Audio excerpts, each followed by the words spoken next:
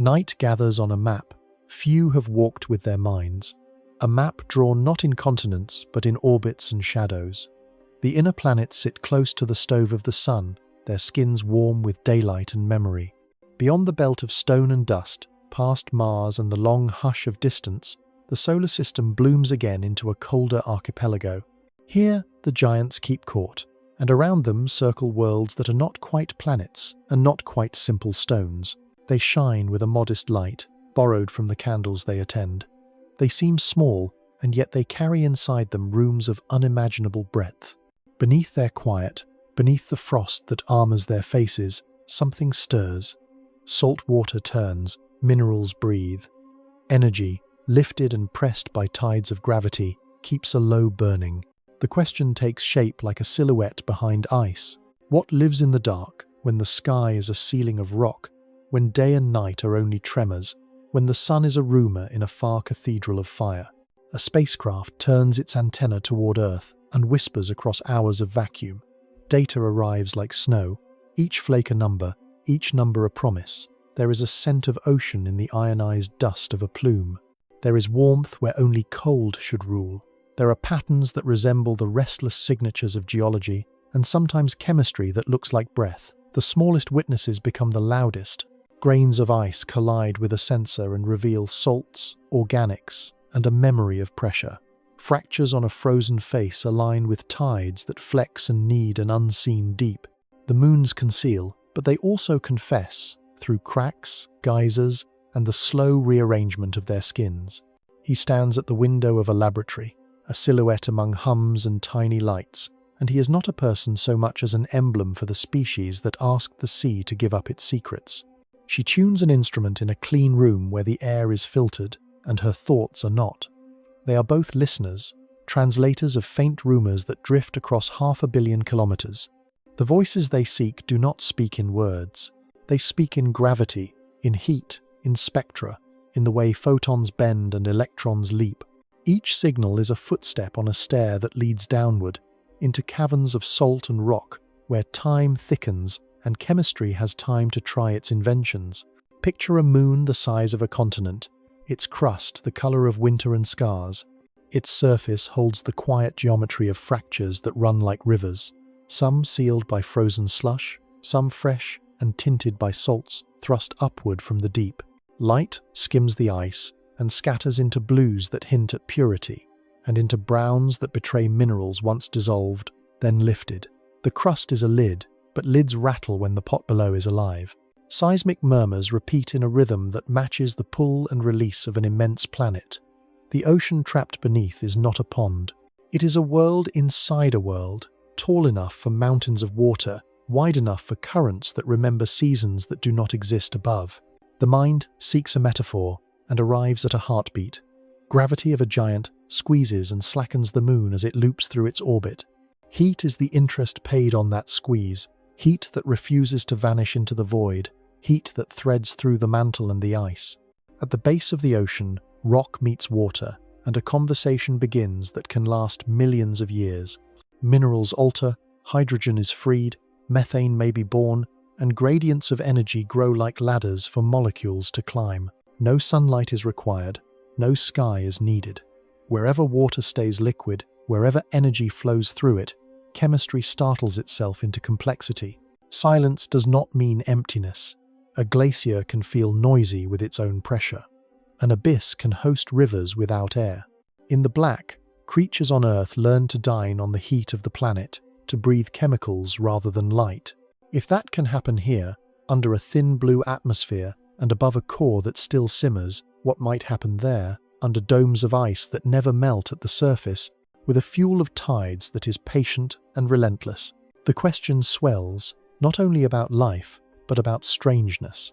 Even without organisms, these moons are wild laboratories, running experiments in geology and hydrology that Earth cannot easily stage. Ice behaves like rock when the scale is planetary. Rock behaves like a slow liquid when the heat is constant and the load is right. The line between surface and interior, between ocean and crust, blurs, and the moon becomes an engine. Imagine standing on a plain of frozen water that creaks with a voice below hearing. The stars are cruelly bright, The planet that rules the sky hangs massive, banded, or ringed. There is no wind, only the tiny patter of charged particles and the far thunder of magnetospheres.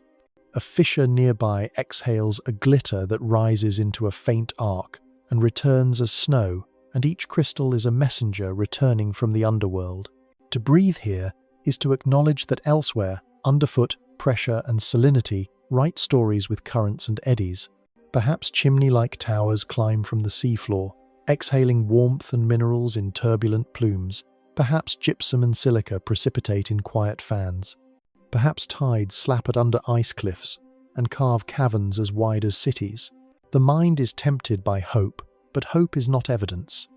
The opening of this journey does not promise a revelation, it promises attention. It asks for patience with small signals and fidelity to what instruments can actually touch. The mystery is not only biological, it is architectural. How thick is the ice? How tall are the tides? How steady is the furnace of flexing? How rich is the pantry of dissolved minerals? How often do the lids crack and spill upward a taste of the abyss? Each of these questions points to a basic grammar of alien seas. With grammar comes the chance to read, not meaning as in literature, but meaning as in dynamics, the way forces distribute themselves until patterns appear. The story of these moons is also a story of time. They are not frozen photographs, they are systems with phases and cycles. Resonances between orbits act like metronomes. Impacts rewrite the crust and make new pathways for water to reach the cold. Salts migrate, freeze, sink, or rise. The balance between energy gain and loss shifts slowly, but even a small imbalance can be destiny when you have millions of years to spend it. This is the cadence of the outer system, a pace that rewards persistence and cracks illusions of quick mastery. There is an aesthetic to this cold region, an art made by pressure and calm. Fractures find elegance in their symmetry. Chaos terrains sprawl like a calligraphy the size of nations. Geysers draft translucent sculptures that sunlight briefly adorns. Beneath the gallery, the ocean writes its own music, frequencies low and long, tempos set by orbits, themes renewed by each circuit. To look at these moons is to participate in a contemplation that is both scientific and devotional. Discovery here feels like prayer composed in mathematics, like poetry written in instruments. A human age is short, a mission decade is shorter, but the mystery does not care for our clocks. It waits with the patience of ice and the agility of liquid. It hides and then shows a clue when geometry aligns. It teaches humility. If life is found, it will not be a mirror of us. If life is absent, the seas will still be theatres of subtle power, a proof that planets can put oceans where starlight cannot work, a proof that energy can be braided from motion itself. Either path leads to wonder. Either path enriches the map of what a world can be. The journey opens with a simple premise. Worlds that look quiet can be loud inside. Worlds that shine faintly can host storms under their skin. Moons, once footnotes to the giants, rise in importance until they are the main actors, carrying within them conditions that loosen the grip of distance on habitability. The outer system is not a desert. It is a library of cold volumes, and some of those volumes are still being written. The reader is invited to listen, to let the hiss of data become a voice, to let the mathematics of orbit become a pulse, to let the image of ice become a promise. The promise is not certainty. The promise is a landscape where questions have room to grow tall. Night once owned the outer sky, and then a small tube of glass and ground lenses invited it to speak. In January 1610, a scholar pointed his newly sharpened instrument at a bright lantern and watched 4 tiny lights draw lines beside it. They shifted from night to night, sometimes to the left, sometimes to the right, never leaving their ruler straight paths. The arrangement suggested a miniature system nested inside a larger one. The thought was radical and simple at once. Worlds could carry other worlds. The idea loosened the old architecture of the heavens. Those 4 lights would be called Io, Europa, Ganymede, and Callisto. They became proof that motion need not center only on the sun or earth, that gravity could weave smaller dances within larger ones. A generation later, a Dutch mathematician lifted a longer tube at a different giant and met a world with a scarf of haze. Titan announced itself as a point that clung close to a yellow planet with rings. The name would come later. First, there was the fact of its persistence. It reappeared with a rhythm that hummed of orbit and patience. In Paris, an observer took note of a moon that seemed to vanish on the western side of its planet and brighten on the eastern side. He puzzled over the asymmetry for years and named the moon after a hero who knew both darkness and light. The surface turned out to be split between bright frost and tar-dark material, a dramatic mask, visible even to early telescopes. Centuries moved. Mirrors grew, mounts steadied, and clockwork-guided motions grew more precise. In 1789, as revolutions cracked cities on Earth, a musician-turned-astronomer swept his instrument past rings that looked like pale rivers and netted two small moons. One bore a giant crater that would later earn a literary name. The other carried a shine that belied its youth, as if some of its surface had been resurfaced not long ago in cosmic terms. In 1846, in the cool wake of a planet newly predicted and found, a British brewer lifted his telescope and saw a bright dot bound to the blue newcomer. That moon moved backward relative to its planet's spin, as if dragged in from elsewhere and caught in a perpetual fall. A captured stranger could carry secrets of its origin folded into its odd path. Photography joined the hunt. Plates recorded brightness and held it for analysis at leisure. Spectroscopes spread starlight into bars of color where certain lines went missing and others sang too loudly. Ice revealed itself in these patterns, and sometimes a smudge of methane or ammonia. The moons began to assemble a chemical chorus that pointed toward cold, toward frost that could build continents, toward atmospheres that were thin or thick, or almost non-existent.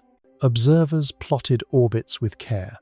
Resonances became visible in the numbers, rhythms in which one moon tugged another into a repeating cadence, a cosmic metronome that promised heat from flexing.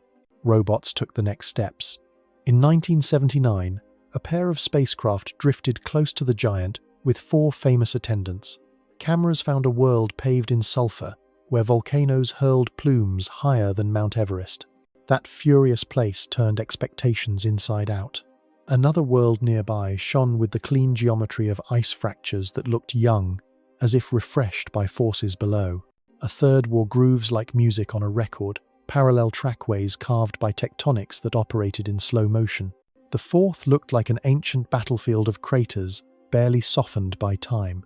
At a ringed planet farther out, the same visitors saw a moon with a cliff higher than any on Earth, a moon with a giant impact scar that gave it the silhouette of a mythic weapon and a spongy body that tumbled like a slow dice. They photographed a larger moon that hid its surface behind a shroud, the color of honey smoke.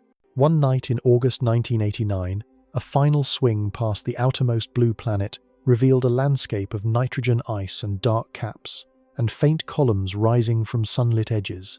Geysers of gas and dust traced the paths of invisible winds over a frozen plain. A retrograde moon, that ancient capture, proved to be an active body in the deep cold, a place where sunlight was weak, yet physics still sculpted the surface in moving jets. The idea that moons might be geologically alive in the far reaches gained more weight.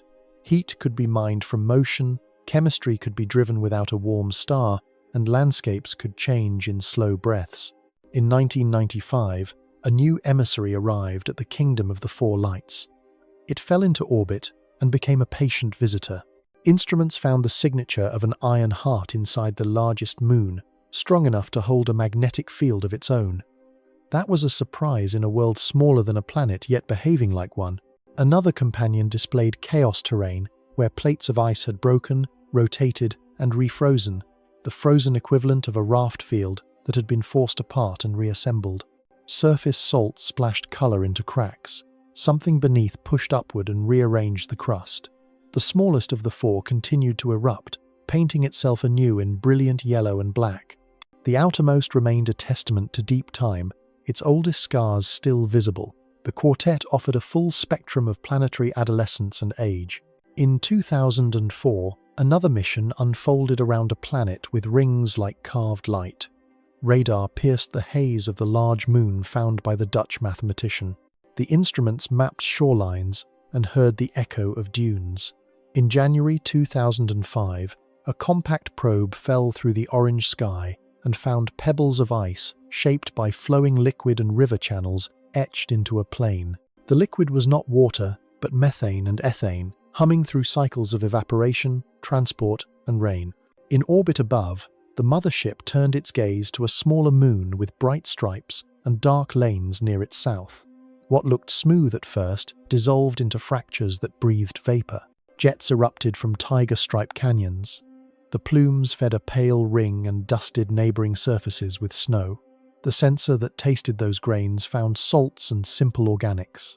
The implication was a reservoir of liquid, maybe an ocean, pushing through cracks and spraying skyward when geometry and stress aligned. Other moons revealed oddities with each pass. A body shaped like a walnut turned out to wear an equatorial ridge that ran like a seam halfway around the world. Another bore a two-toned face, with dark materials spiraling inward from leading edges where infalling dust struck and stuck. Small moons rode the edges of rings, sculpting gaps and waves like shepherd dogs keeping order. Even the ragged fragments cooperated to show that gravity and collisions arrange particles into patterns that act as archives of motion and time. Discovery did not end with photographs.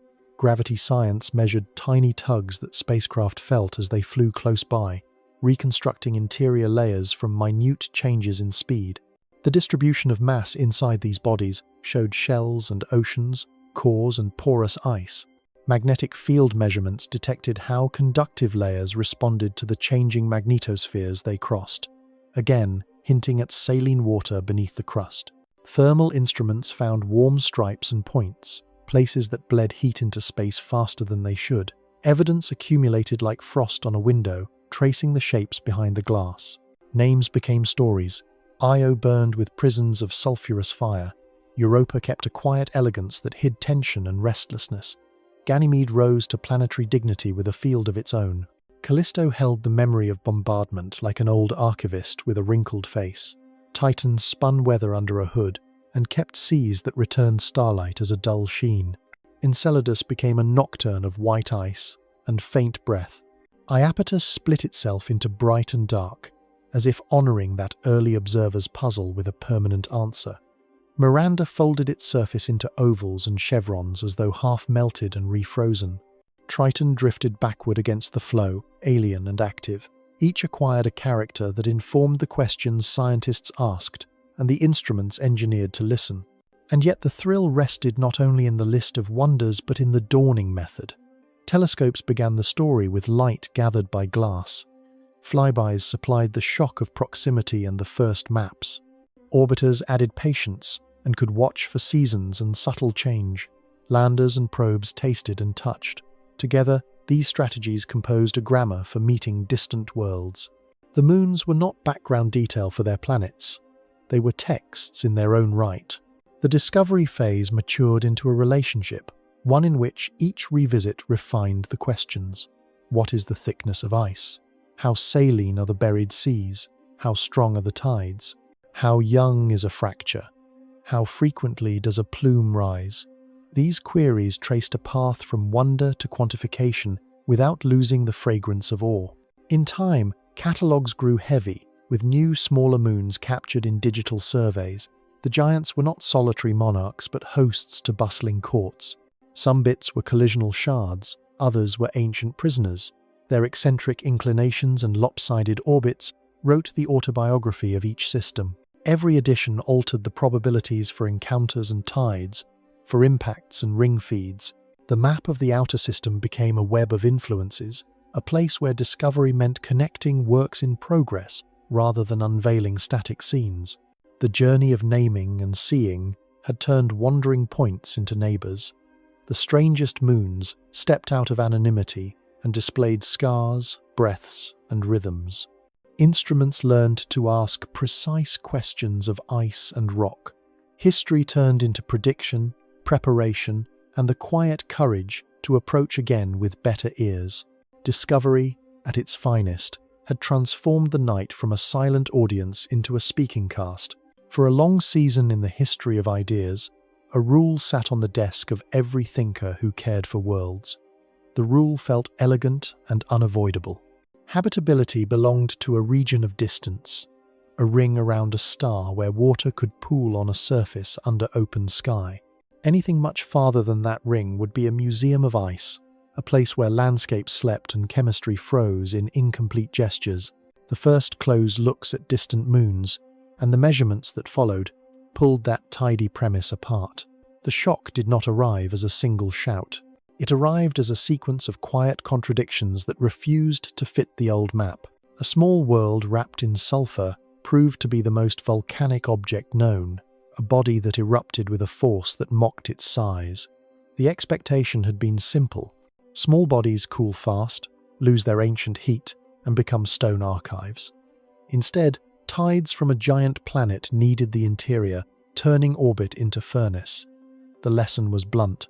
Energy can be extracted from motion, and that extraction can be relentless given the right geometry.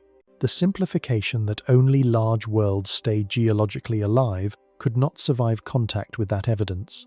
Another small world, pale as breath on glass, showed linear fractures that looked newly painted. A surrounding magnetic field altered in a way that implied something conductive beneath the crust. Salt water fit the numbers more comfortably than any other candidate. The implication was staggering. An ocean could hide within a moon that never felt the warmth of noon on its surface. The classic equation of habitability, with sunlight as the principal term, stood revealed as provincial. Liquid can endure if tides or radioactivity pay the heating bill, even in the dark. A larger moon nearby held its own magnetic field, a sign of a molten layer within. Planetary behavior had been granted to a satellite, and with it came the suggestion that differentiation, metallic cores, and internal dynamos were not the exclusive signatures of full planets. The hierarchy of worlds needed revision. Gravity and heat work the same arithmetic wherever mass permits, and nature does not respect human categories for long. Around a ringed planet, jets of vapor rose from fissures at a pole, and a faint ring could be traced back to those exhalations. Tasting that vapor revealed salts and simple organics. A world that should have been quiet turned out to be an active engine, venting material from an interior reservoir of liquid. If seas could punch through ice and write their breath into space, then sampling an ocean did not require a submarine. The shock was practical as well as conceptual. Access to hidden realms might arrive as snowfall. The moon with the orange hood challenged atmospheric orthodoxy. In the distant cold, a thick sky flowed above dunes and lakes.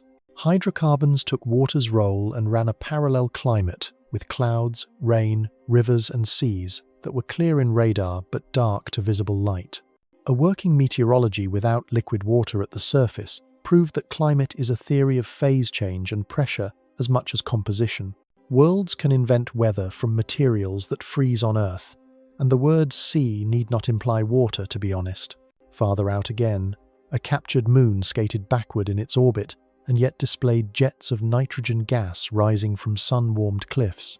The prevailing story had claimed that sunlight so weak could manage only to polish frost. The reality showed that energy can be focused by geometry, and sublimation can become a wind capable of sculpting even in a twilight world. Activity is not a privilege of the warm inner system.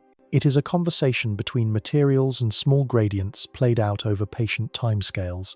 Thermal models stumbled. Surfaces that should have been uniformly cold showed warm stripes and points.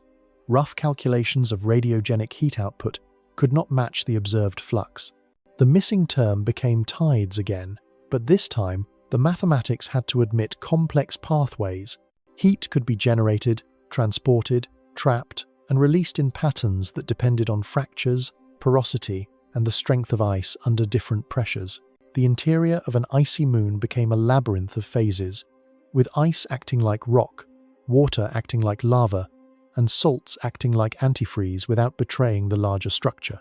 The contrast with earthly intuition was profound. A cryosphere could contain tectonics, eruptions, and compositional sorting that had nothing to do with sunlight. Chemistry refused to stay neatly classified. Radiation rained from giant magnetospheres, split molecules, and charged surfaces. On the skin of these moons, radiolysis created oxidants that could be driven downward along cracks, meeting reductants from water rock reactions at depth. The encounter would build energy gradients that life on Earth might recognize. The shock was not a claim of biology, it was a correction to pessimism. Even without photosynthesis, even without a friendly sun, a steady flow of free energy could exist, where water met rock and where charged particles primed the ingredients from above. The geometry of orbits exposed another surprise. Chains of resonance locked moons into rhythms where one completed 2 orbits for every one of another, and a third marched in step to complete the chord. That synchrony locked in tidal flexing for geological spans, preventing the slow death of heat loss. Habitability ceased to be a brief flicker. It could endure for millions or billions of years, long enough for slow chemistry to climb ladders toward complexity. The conventional clock that had been wound by star distance alone needed a second hand set by orbital music. Even the aesthetics of surfaces challenged assumptions. There were places where ice rose into ridges that ringed a body like a seam, hints of either ancient rotation rates or accretion from debris. There were places where hemispheres differed dramatically in brightness, as if a moon had 2 faces sculpted by bombardment and dust capture. There were places where polygonal terrains overlapped, like quilts sewn by different periods of internal stress. Each pattern argued against the idea that small equals simple. Complexity arrived wherever fields and forces could draw lines. The presence of seas under ice also forced a revision of what ocean means. An Earth ocean is lit from above, stirred by winds, salted by rivers, and coupled to a climate that turns on solar input. An internal ocean is lit by nothing, stirred by tides and rotations, salted by rock reactions, and coupled to a crust that insulates rather than ventilates. It is a world inside, a world with its own seasons determined by orbital eccentricity, not axial tilt. This is not a minor variant, but an alternative architecture. The shock is ontological. A planet or moon can host an entire biosphere that never sees a sky. A deeper correction reached into the definition of life's zones. The classical ring around a star answered a specific question about surface water under a given air. It never promised to capture the full geography of possible habitats. With tidally heated worlds, the map of potential life extends beyond that ring into regions once dismissed as sterile. This redraws the search strategy. It also humbles the anthropocentric instinct to place the known at the center. The solar system is not a gradient of dead cold as distance grows. It is a fabric with hidden warm threads. Even measurement cultures felt the tremor. Flybys that once aimed at planetary atmospheres began to cut through plumes, not by accident, but by design. Instruments that once pointed outward at rings and disks asked to be dusted by grains from a moon. Gravity science, once an abstract art, became a stethoscope with real diagnostics for oceans and shells. Magnetometers evolved into ocean detectors, counting the heartbeat of induced currents within salty depths. The methodological rearrangement spoke to the shock's maturity. It was not enough to be surprised. Tools were refashioned to live with the new world of possibilities. Nothing in physics was violated, and yet many expectations were. That is how revolutions often unfold, not by breaking laws, but by exploring parameter spaces that had been neglected. Ice can behave with drama when kneaded and fractured. Rock can be a reagent when water pries apart its lattices at the seafloor. Gravity can heat by friction as efficiently as a furnace when cycles persist. Atmospheres can thrive where water cannot flow, if other liquids are willing to take the stage. Old rules were not destroyed, they were revealed as partial.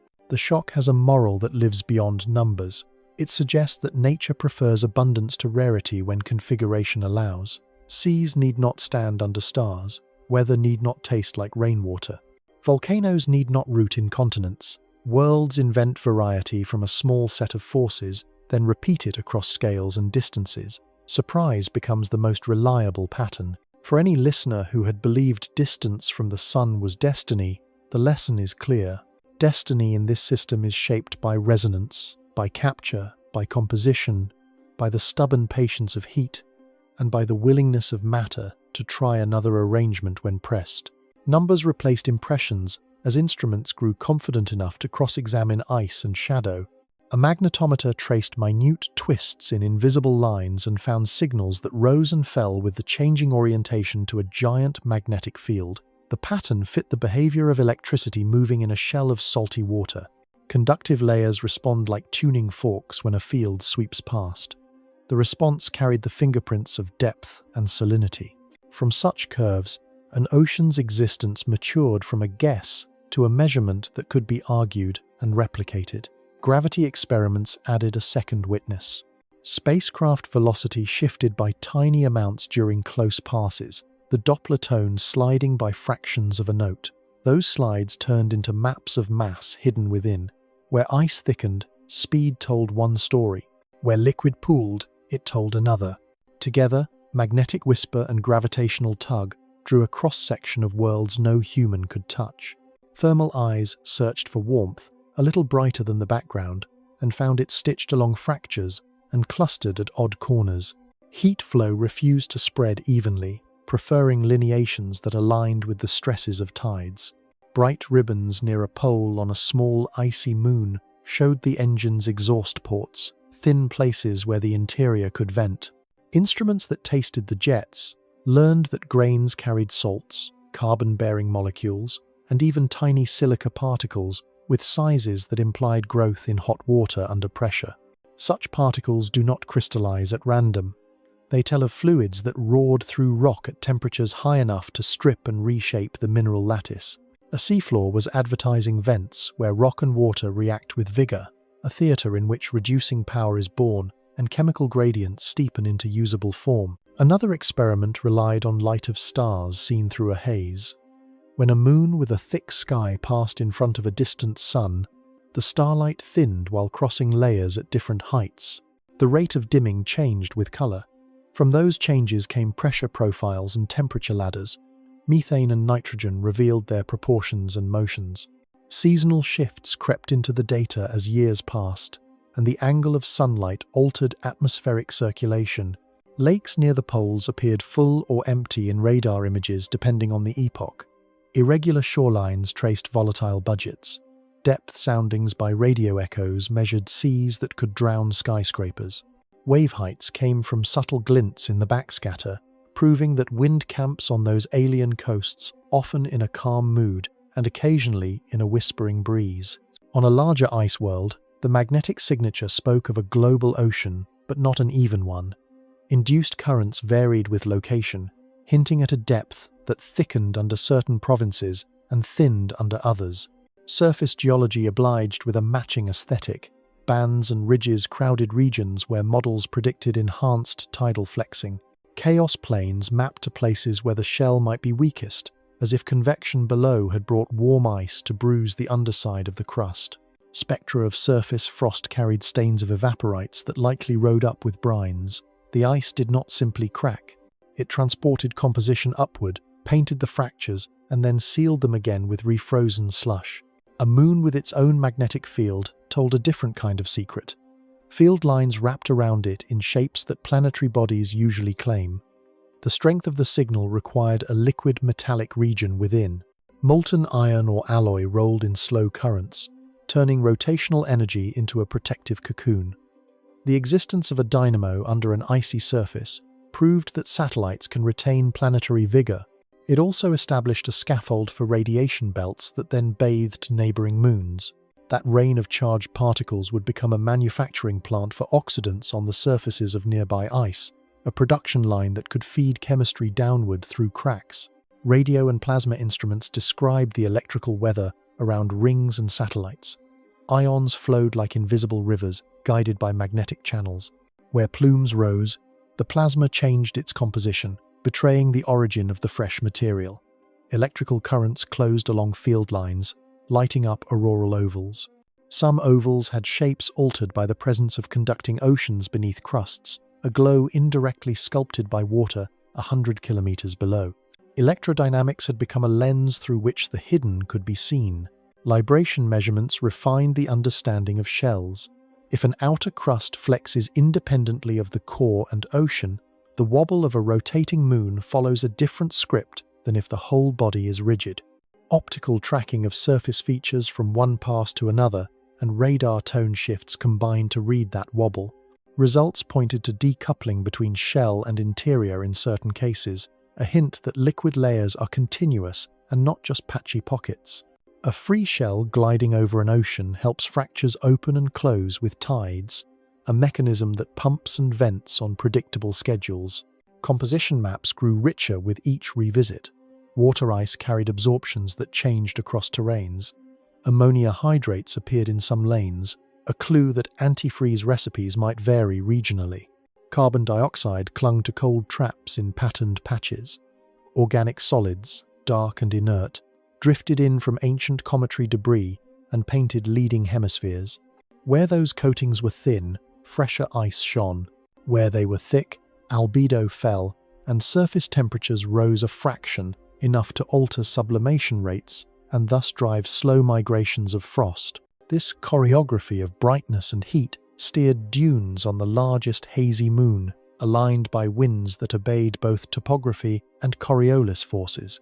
Seismology by proxy advanced in the absence of actual seismometers. Tidal responses measured as tiny changes in gravitational harmonics revealed the stiffness of interiors. A body that yields more easily to the pull indicates a softer layer somewhere within. The numbers bounded the thickness of shells and the viscosity of warmer ice. Models of convection gained input precise enough to predict overturn times. Hot plumes of soft ice could rise over spans measured in millions of years, then spread under the crust, leaving surface lineations as their signatures. Old ridges could be dated by counting craters, then cross-referenced with interior model ages. A timeline emerged where cryovolcanic epochs alternated with quiet eras. Jet sampling improved with geometry deliberately chosen to skim the densest parts of fountains. Mass spectrometers caught ammonia, carbon dioxide, methane, and simple organics in transient bouquets that changed with the moon's position in orbit. Some flybys hinted at slight compositional differences across the series of fractures, as if each canyon tapped a slightly different reservoir or underwent distinct water-rock interaction histories. Thermal maps showed one stripe brighter than its siblings, perhaps the youngest or most open to the sea below. Temporal patterns stitched to orbital rhythm suggested a breathing world, one that inhaled during certain alignments and exhaled during others. At the far edge, a retrograde captive continued to announce activity not by water, but by nitrogen collapsing and resublimating. Summer on one pole produced dark fans that crawled across bright plains, carried by gentle winds born of sublimation. The pattern changed with season in a dance that took decades to witness. A glacial geology written in exotic ices laid traps for volatile migration, building layered terrains like frozen deserts. Even that realm, so stingy with heat, proved vulnerable to energy focused by sunlight's angle and by surface texture. The smaller, odder bodies added local puzzles with global implications. A walnut-shaped moon wore a ridge that likely recorded a moment when it spun faster and then slowed, the equator bulking out and leaving a stone memory. Another moon showed giant blocks that looked as if the crust had melted from within and refroze in patches, a symptom of tidal heating episodes episodically amplified by orbital tweaks.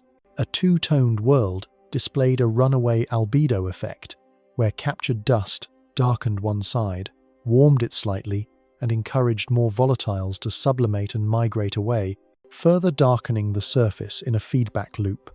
Each case anchored theory with a specific mechanism, expanding the toolset for interpreting distant strangers. Laboratory work accompanied the data and fed it back with calibration. Ice under pressure behaved like a plastic solid at temperatures thought likely within shells. Salty solutions built eutectic mixtures that stayed liquid well below pure water's freezing point. Silica nanoparticles could be cooked from rock in alkaline fluids and made to match the sizes found in the jets if temperature and pressure were chosen in the right range.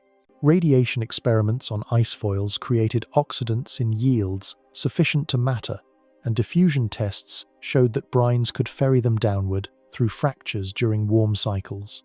The laboratory became a patient chorus that confirmed, constrained, or rebuked the stories told by remote instruments.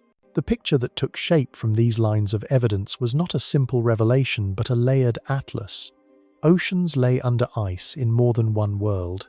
Some oceans met rock and brewed chemistry at hot vents. Some oceans lay between ice layers and spoke mostly in the language of tides. Thick skies could shuttle hydrocarbons through full weather cycles. Nitrogen could become a sculptor in feeble sunlight. Dynamo hearts could churn under frozen faces.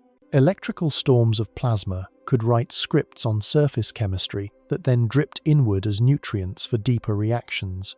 The closer science looked, the more the strangeness resolved into systems that follow rules, but rules flexible enough to allow variety. Answers arrived as fragments that sharpened the questions rather than dissolving them. A moon that breathed icy vapor did not breathe with the regularity of a metronome. Plumes rose strong on some passes and fell quiet on others. Timetables tied to orbital position could be drawn, yet each new observation smudged the neatness of the pattern. If fractures open and close under tides, then a stable rhythm should dominate. Instead, superimposed cycles suggested that stresses migrate along the crust, that reservoirs refill and drain in ways not captured by simple models, and that heat dwells unevenly beneath the ice.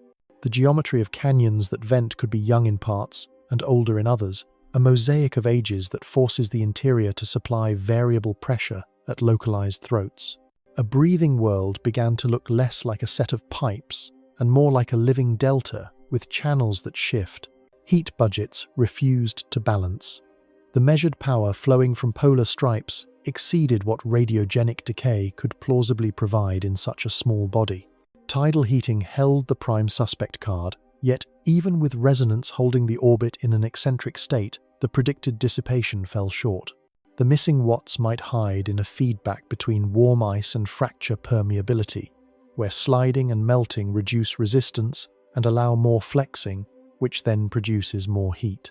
Or perhaps pockets of clathrate within the shell break down episodically, releasing gas that pries open conduits and vents in pulses. Each hypothesis solved part of the ledger while opening a new column of unknowns.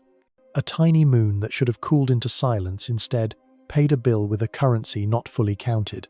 Salts in plume grains complicated the map of the sea. Some spectra hinted at sodium chloride, an echo of ordinary ocean brine, while others favored carbonates and exotic hydrates. Silica grains implied hot water rock reactions at temperatures that craft glass in hydrothermal vents. If such vents exist, then rock must be accessible to water at the sea floor. Yet gravity data left room for a layer of high-pressure ice between liquid and core if the ocean thinned in places. The seafloor might be exposed under certain provinces and sealed by exotic ice elsewhere, a patchwork coast neither entirely open nor entirely blocked. Such variations could sort chemistry into neighborhoods, with some vents rich in hydrogen and others starved, some brines salted with sodium and others dominated by ammonium or carbonate. Life, if possible at all, would have to choose its address carefully. An ocean under another icy crust played a subtler game. The thickness of the shell varied with latitude and longitude in patterns that matched some stress fields and ignored others. Chaos terrains looked like rubble fields of broken plates refrozen into new configurations, but their birth stories multiplied. Perhaps warm diapirs rose and melted the base of the shell, turning rigid blocks into rafts in a slush sea. Perhaps brine pockets intruded upward and destabilized a brittle layer. Perhaps impacts punctured the roof and allowed ocean water to flood, freeze, and buckle. Each idea explained a subset of features and stumbled on another set.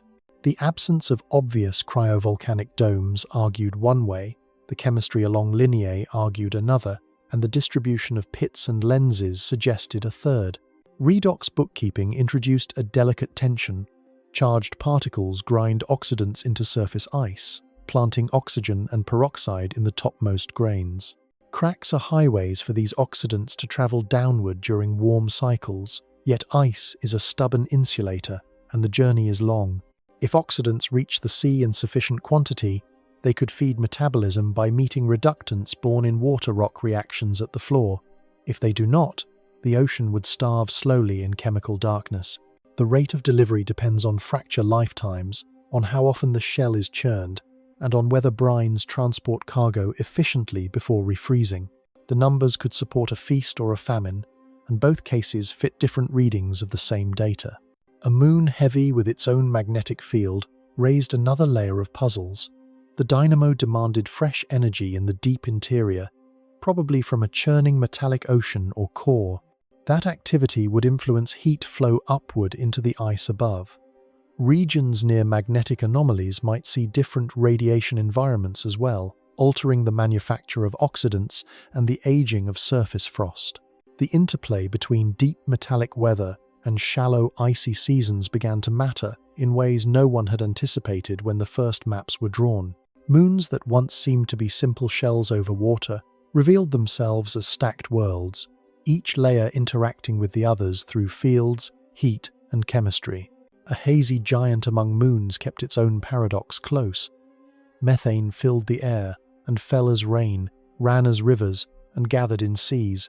Sunlight should split methane relentlessly, leaving behind a slow haze and an atmosphere robbed of its primary hydrocarbon. Yet the supply stayed fresh on human timescales. Either interior pipelines deliver new methane from a buried reservoir, or chemical factories near the surface regenerate it by intricate routes. Cryovolcanism remained a candidate, but clear cones and flows were rare and ambiguous. Clathrates could hold gases like cold sponges and then exhale when pressure changes work their triggers, though the scale of release required is still debated. Each proposed source remained partially veiled, as if the moon were content to show weather and hide the refinery that fuels it. A moon that looked like a fossil, surprised, dynamical models with hints of agility. Libration measurements suggested that its crust wobbled more freely than a rigid body should, if solid, through and through. An ocean might lurk beneath a shell that wears craters like old medals. If so, why has resurfacing not erased the pockmarked face? And why do thermal images sleep so quietly? Perhaps the ocean is thin and locked beneath a thick cap that moves as a single plate, or perhaps the signals mimic an ocean when in fact fractures and porosity play the trick. The dichotomy between ancient surface and dynamic interior added another riddle to the growing list. Farther from the sun, a captive moon with geysers of nitrogen tested the patience of models as well. The driver of activity seemed feeble, just sunlight falling at a slant over frosts of nitrogen and methane. Seasonal effects could accumulate over decades, yet the sharpness of the observed features meant that small pressures did large work when routed through fissures and shallow layers. If geometry and texture can conspire to produce jets in such thin energy economies, then similar conspiracies might be at work elsewhere in ways unrecognized. Patience of observation remained essential, but so did an appetite for mechanisms that magnify small gradients. Even the architecture of resonance generated new uncertainties. Orbital chains that lock moons into precise ratios can pump heat steadily, but stability is fragile. Small shifts in eccentricity feed back into heating, which in turn alters rigidity and tidal response, which then feeds back into eccentricity through dissipation. The system becomes a conversation among orbits and interiors rather than a one-way forcing. Over millions of years, the strength of heating could surge or fade, turning vents on and off, growing crustal fabrics and then letting them heal. A snapshot in time might mislead. A moon caught during a bright season of heat could be assigned a temperament it does not always possess. Geophysical maps raised topographic questions that troubled simple narratives. Ridges that ring an equator suggested a past when spin was faster, or when debris settled onto a newly formed body. If a moon once rotated more quickly, tides would have acted differently, redistributing stress patterns and carving another set of fractures than the ones seen today. If material rained down from a temporary ring, the story becomes one of violent birth and rapid quenching. Either path strains peace with the present appearance, which is stable enough to keep the ridge standing yet complex enough to show other sculptors at work. Signals of organic molecules in icy grains whispered invitations and cautions at once.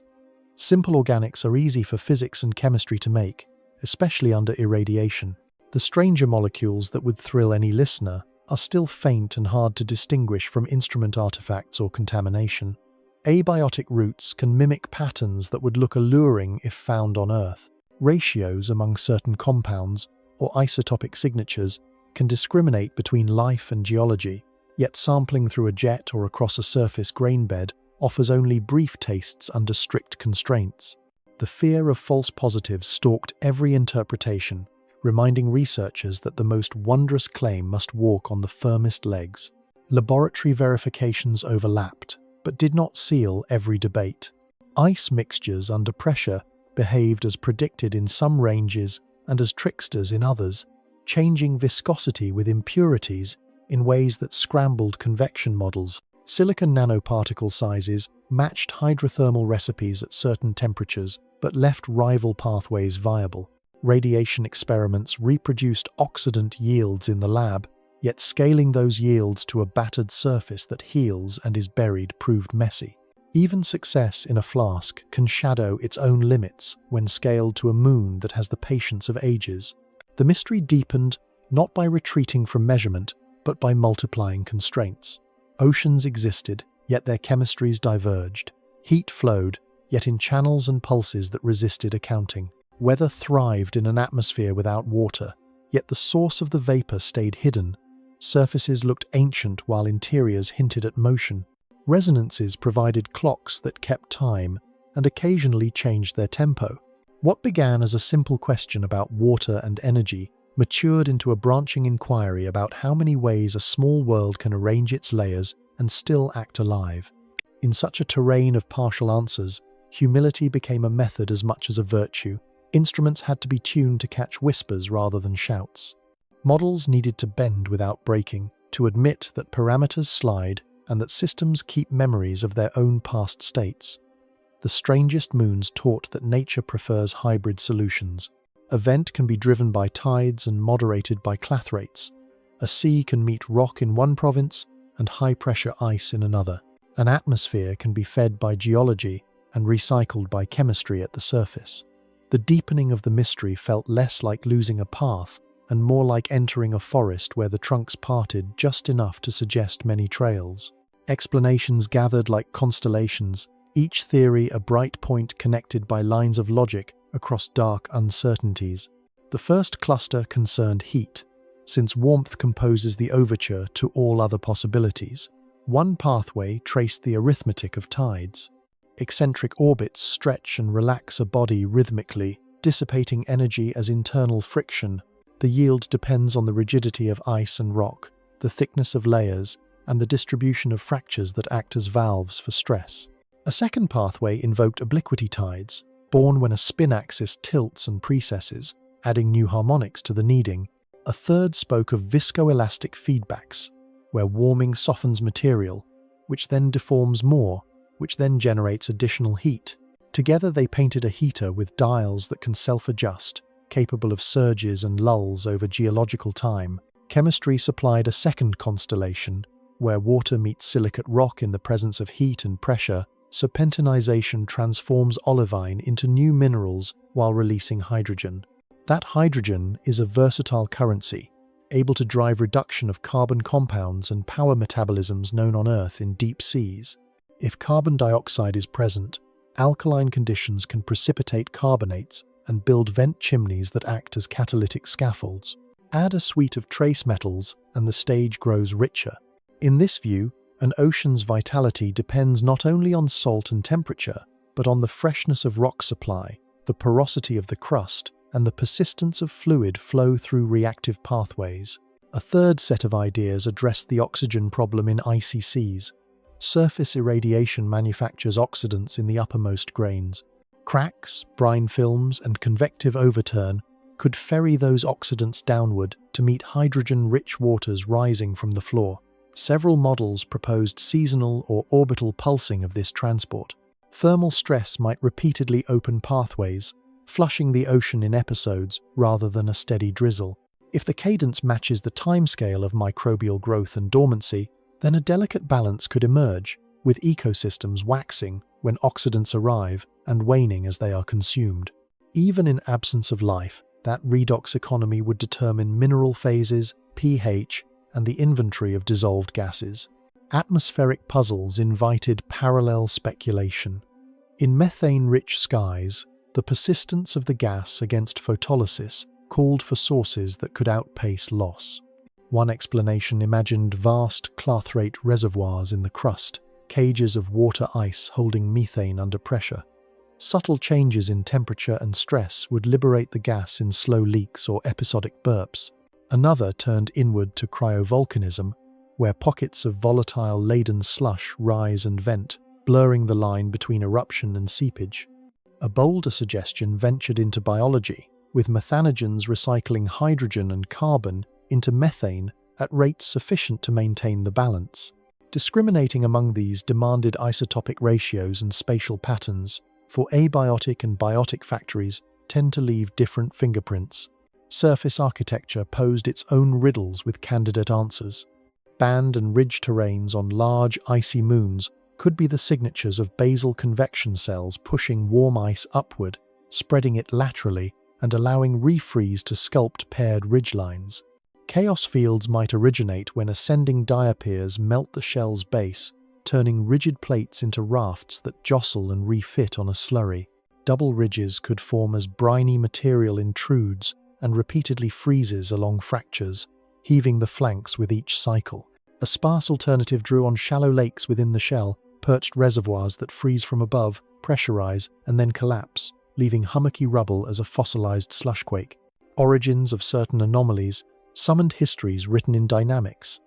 A two-toned body may result from slow sweeping of dark dust onto a leading hemisphere, then thermal runaway darkening due to enhanced sublimation. A monumental equatorial ridge could record a youthful, fast spin that later slowed, leaving the equator bulged and frozen into permanence, or it might be debris from a transient ring that fell back along equatorial lines. A retrograde captured moon's internal warmth could be the currency of a violent past, its eccentricity once so high that tidal dissipation melted large fractions of its interior before settling into present calm. Such narratives linked the present to episodes of stress and heat that no instrument could witness directly, yet whose traces might be etched in mineral transformations and topography. Life, always the quiet question, attracted frameworks rather than proclamations. In dark oceans, energy must come from redox gradients, from tides stirring nutrients, and from vents offering both heat and chemistry. Chemotrophs could anchor food webs, metabolizing hydrogen and carbon dioxide into methane, or oxidizing hydrogen sulfide where oxidants seep. Biomass would likely be sparse and slow-growing, adapted to low-energy fluxes and long, quiet intervals between nutrient deliveries. Cells might shelter within porous mineral matrices near warm springs, using the rock as both house and battery. Polymer stability at high pressure and low temperature favored certain lipid and protein architectures over others, implying a biochemistry tuned to the cold. Biosignatures in such realms would be modest. Isotopic fractionations in carbon, hydrogen, and sulfur could lean toward light isotopes if enzymes guide reactions. Certain organic distributions might show anomalous ratios that mineral catalysis rarely achieves. Micron-scale textures in precipitated silica or carbonate could resemble biofilms or microbial mats, though distinguishing biology from physics would again hinge on patterns and repetition across environments. In plumes, the dream would be to catch complex organics with chirality biases, or to find tiny cell-like structures preserved in ice grains. More realistically, the first hints would be subtle imbalances in expected chemical equilibria, sustained over time and correlated with plausible pathways. Timing frameworks added another axis of interpretation. Resonant orbits can sustain eccentricities for eons, yet not always with constant amplitude. Thermal evolution models suggested cycles in which shells thicken, insulating the ocean and altering tidal dissipation, then thin as heating climbs, prompting renewed activity. Vent fields could wax and wane on million-year scales, leaving layered chimneys that archive chemistry like tree rings. Atmospheres fed by volatile release might bloom and recede with orbital seasons and obliquity drifts. Theories therefore treated snapshots as phases, advising caution when drawing grand conclusions from brief surveys. Electrical environments inspired further cross-layer hypotheses. Giant planetary magnetospheres shower surfaces with charged particles, changing chemistry and charging grains. Electrons and ions trapped along field lines may penetrate cracks and influence conductivity, subtly modulating where heat is deposited in a shell. Induced currents within salty oceans could in turn reshape magnetic fields locally, potentially steering charged particle fluxes. Feedback loops might emerge, with regions receiving more irradiation becoming richer in oxidants, then more chemically active, then perhaps more prone to fracture through exothermic reactions in brines. Such couplings asked planetologists to think like circuit designers as much as geologists. Material science contributed predictions about exotic ices. At depth, water forms high-pressure polymorphs, some denser than liquid, others less. The presence of these layers between ocean and rock would alter convection, seafloor access, and the supply of reductants. A patchwork of contact zones could result, with certain longitudes open to water-rock interactions while others are capped by heavy ice. Salts and ammonia depress freezing points and change rheology, encouraging shear bands where sliding localizes. Theories sketch shells that behave like glaciers on their sides, creeping and faulting under steady tidal push, able to self-heal and self-break in rhythms written by composition. Impact history offered a speculative mechanism for sampling interior chemistry. Craters that punch through a shell can dredge material from depth, then quickly freeze it in place. Over time, sublimation and deposition may varnish or bury the clues, but infrared cues and high-resolution imaging could still betray patches where ancient brine once met vacuum. If ages can be dated by crater counts and impactor flux models, then snapshots of ocean composition at different epochs might emerge, recording secular changes in salinity, pH, and oxidant load. Theories thus extended sampling strategy beyond active plumes to include fossil laboratories left by violence. A final family of ideas emphasized universality. If small worlds can host oceans by tidal work, then similar arrangements should be common wherever giant planets gather companions. Capture events concede retrograde anomalies. Orbital resonances arise naturally as systems settle. Chemical pathways for serpentinization and radiolysis require only rock, water, and energetic particles. The probabilistic expectation becomes multiplication rather than rarity. That stance motivates frames in which the strangest moons stand as archetypes. Their peculiarities become parameters to vary when imagining other star systems, enabling predictive habits rather than purely descriptive ones. Speculation thrives when disciplined by measurement. Each theory carried proposed discriminants. Heat stories could be tested by mapping frequency-dependent tidal responses and monitoring thermal light curves over years. Chemistry stories could be cornered by precise mass spectra, isotopic ratios, and mineralogical surveys. Atmospheric sourcing could be probed by tracing spatial gradients and seasonal shifts.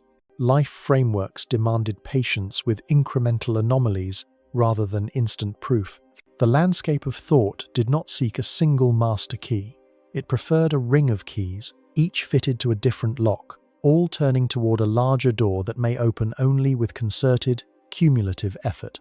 Tools gathered like a fleet in formation, each instrument learning a dialect of ice, rock, vapor, and field.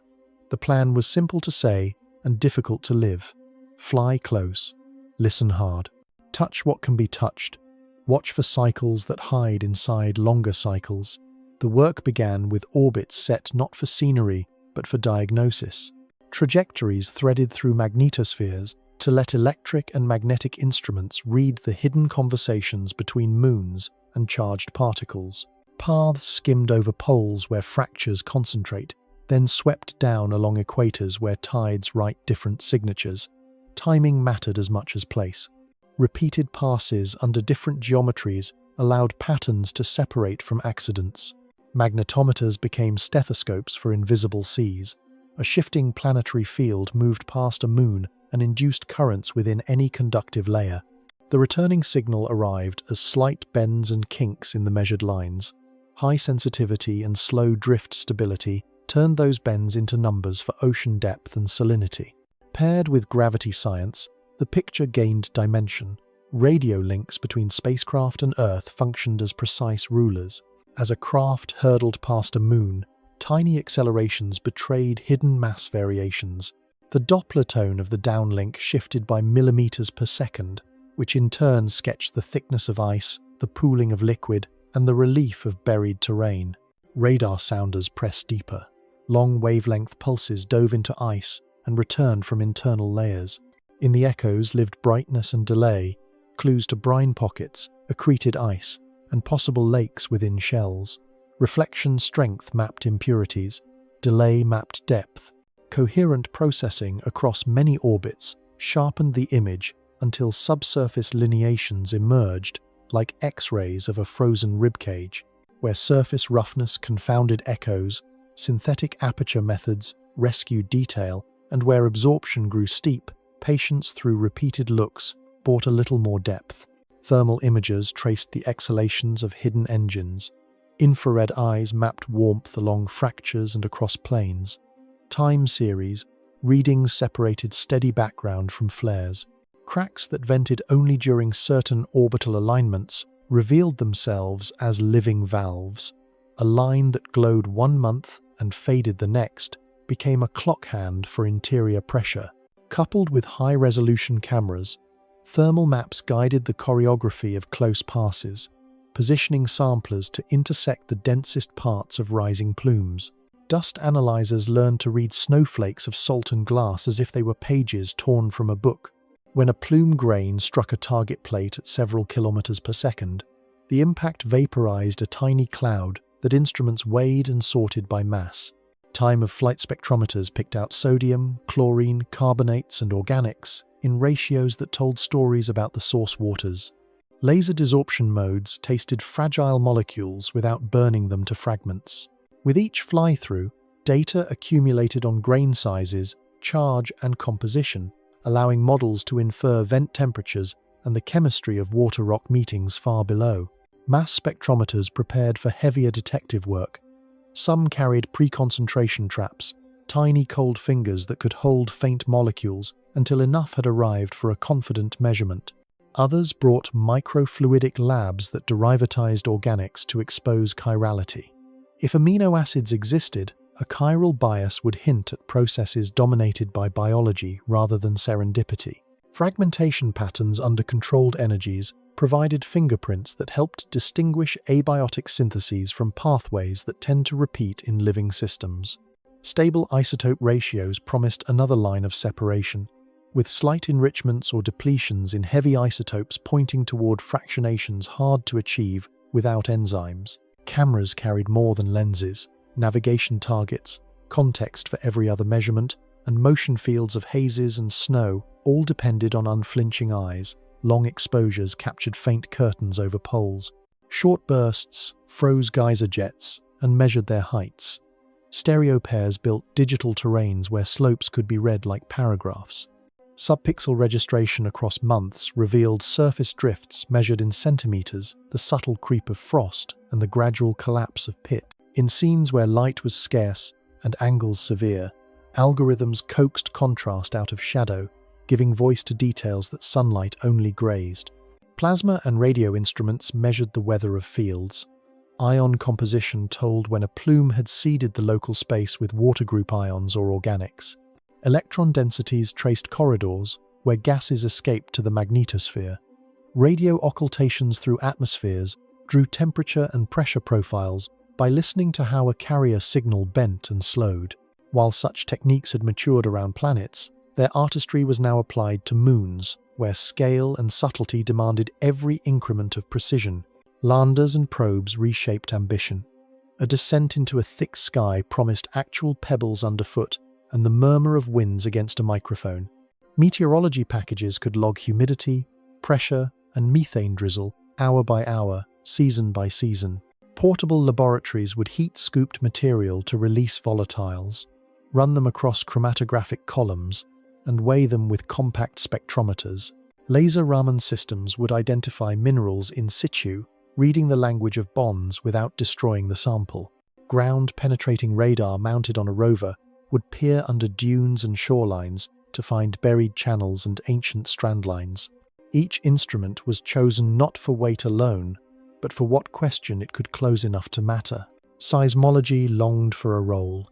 On an icy world, Quakes arrive as flexing shells rumble and fractures slip.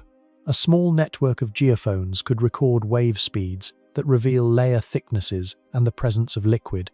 One concept imagined kinetic penetrators thrown gently into the surface to plant simple seismometers across a grid without the complexity of soft landings. Another pictured a single high-quality station paired with a hammer that would strike the ground at known times, sending reference pulses into the body. With careful timing and a patient baseline, even a lone ear could measure the feedback of tides and the whisper of crevasse events. Communication architectures adapted to distant cold. Orbiters became relays, storing data from landers and releasing it in elegant arcs of downlink when Earth rose. High-gain antennas folded like metal flowers and then opened in flight. Laser communications teased higher rates through pinpoints of light, aiming to bring back the faintest spectroscopic hints that would otherwise be lost to bit limits. Power systems paired efficient electronics with steady heat sources, turning the trickle of decay into years of steady attention. Planetary protection set its own gravity. Any mission that tasted a potential ocean, or that aimed to touch a surface where life could survive, carried the burden of cleanliness. Assembly rooms filtered air and counted particles. Bioburden was measured not as an afterthought, but as a fundamental parameter. Dry heat sterilization, hydrogen peroxide treatments, and materials chosen for low outgassing worked together to send craft outward as quiet guests rather than noisy microbial colonists. The ethic was simple: look without leaving a confusing fingerprint. Trajectory design matured into a science of patience. Flybys were scheduled to slice through plumes at heights that balanced signal and safety. Orbits were tuned to sample different latitudes and local times. Repeated tracks covered the same ground at different tidal phases, allowing campaigns to build time series rather than atlases alone. When a surface feature showed a sudden brightening in thermal light, contingency plans could rotate the schedule to take advantage of a rare surge. The dance between plan and opportunity became the heartbeat of exploration. Data practice kept pace with the sky. Compression schemes preserved the phase of signals for later interferometry. Onboard event detectors flagged spikes in particle counts or unexpected warm pixels for priority return. Machine learning filters ran in the background to identify jets, dunes, or fresh cracks in image streams too long for humans to scan in real time. Back on Earth, ensembles of models ingested the streams, from magnetohydrodynamic codes that mirrored plasma flows to chemical kinetics that simulated vent fluids in pore spaces little larger than grains of sand. Uncertainties were tracked like cargo, recorded and propagated, so that each conclusion carried its margin honestly. Next steps stretched imagination without breaking it. Concepts for a sampler that would fly repeatedly through a plume and then return to Earth floated into design rooms. Aerogel collectors could catch delicate grains, preserving shapes and trapped gases. A sealed return canister would keep the cold chain unbroken, allowing ultra-sensitive laboratories to probe isotopes and structures that flight hardware could not resolve. Elsewhere, ideas for cryobots advanced. Heavy cylinders that would melt their way through ice by recirculating warm water, laying a fiber optic tether as a lifeline for power and data. At the ocean roof, they would park instruments to listen for currents and chemical whispers. Even proposals for small sailplanes and balloons emerged, vehicles that could ride methane breezes above dunes and seas, mapping with a persistence that orbiters cannot match. Testing never paused while missions crossed the void. Chamber after chamber on Earth recreated vacuums, cold, radiation, and chemistry. Icy mixtures were frozen and flexed to calibrate radar backscatter. Organics were deposited on cryogenic targets and hammered by ions to verify mass spectra. Simulated plumes were fired through dust spectrometers to confirm fragmentation patterns and to train algorithms to recognize complex molecules in a storm of simpler ones. Field trials in Arctic winters rehearsed communications, navigation, and sampling on surfaces that echo the friction of distant ice. The ambition remained disciplined. No single device would close the case on habitability or life. Progress would come as concordance. Magnetic, gravitational, thermal, geological, and chemical lines would need to converge on the same geography, the same cycles, the same reservoirs. Time series would have to show stability or sensible evolution. Reproducible signatures would need to survive not only instrument swaps, but seasons. Tools are most truthful when they disagree first, then agree after calibration and criticism. The craft of ongoing testing is to turn disagreement into refinement rather than disappointment. In the far dark, instruments are the senses of a patient species. Each pixel, count, and spike is a heartbeat from a place that cannot yet be walked. The method respects that distance. It trades haste for endurance, surprise for certainty, and spectacle for the slow glow of understanding. The strangest moons invite this discipline by the way they hide what they most want to show. To meet such reticence, the fleet learns to whisper back, with radar and laser, with spectrometers and seismometers, with dust catchers and careful orbits. The testing continues not as a race but as a liturgy of returns. Each pass a vow to hear the deep a little more clearly. Skepticism speaks with a calm voice in rooms where enthusiasm runs warm. It begins by counting energy. A sea in the dark inherits no light to split water and feed the fast cycles life enjoys on a sunlit world. What remains are gradients born of rock meeting water and oxidants trickling down from an irradiated surface. The first source can falter if high-pressure ices seal the ocean away from the floor. The second fails if fractures do not ferry oxidants in sufficient quantity. Even when both pathways exist, the math can be sparse. Kilojoules trickle rather than pour. Metabolisms that thrive in such economies would be slow, thin, and rare, harder to detect than the instruments that seek them can easily admit. Chemistry draws boundaries as firm as cliffs.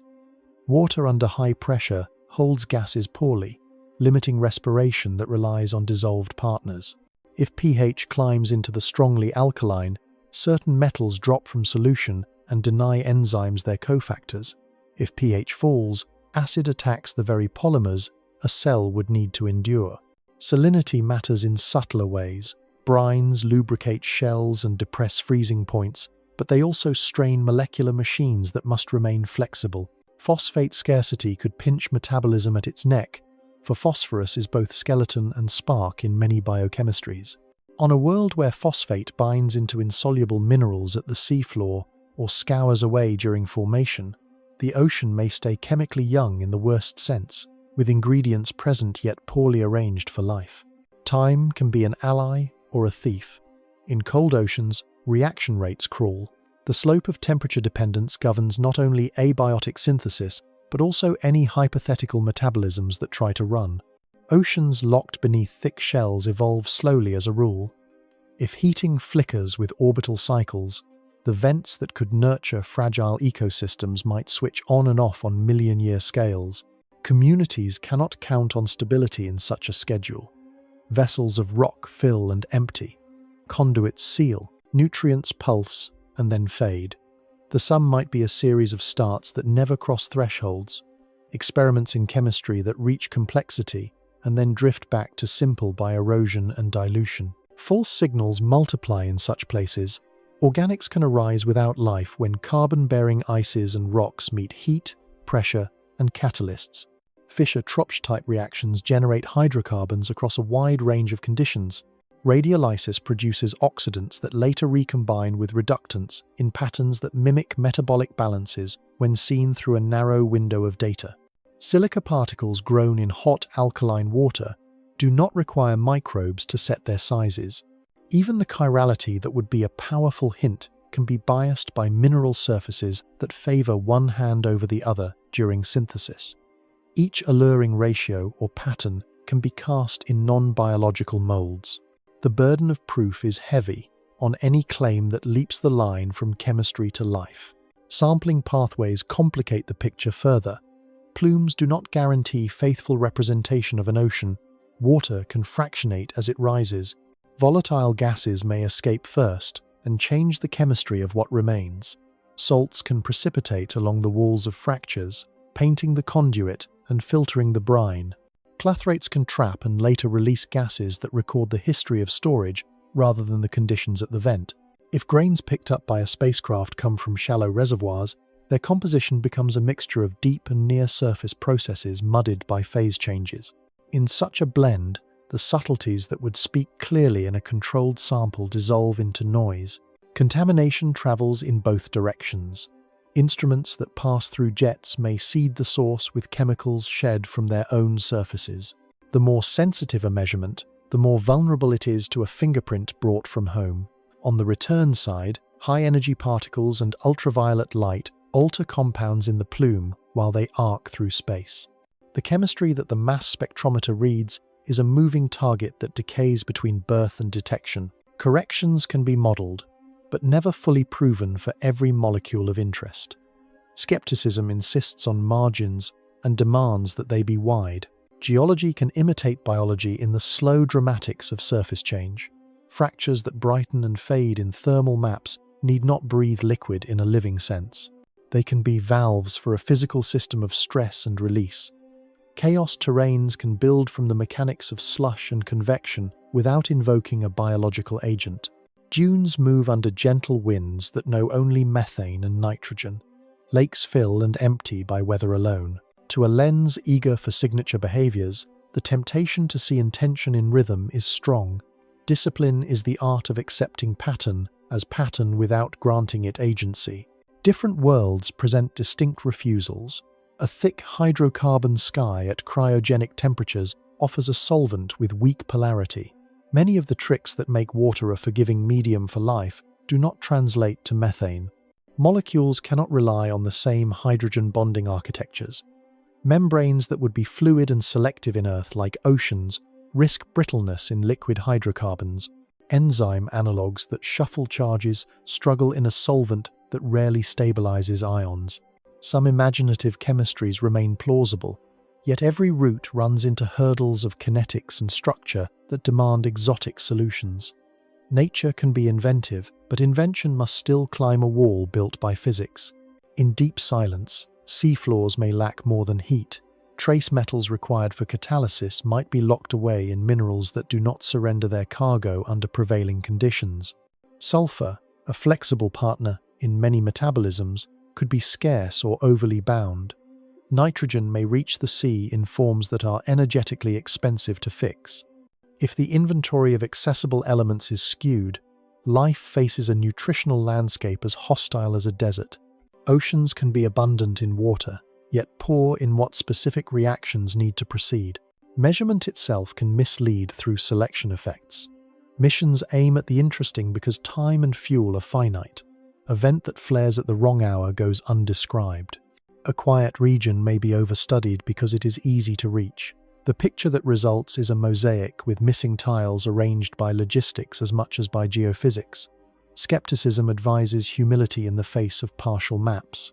It reminds investigators that silence in the data is not silence in the world, and that loud signals may be local music rather than global song. Ethics composes its own caution. A search that intrudes too boldly risks harming what it seeks.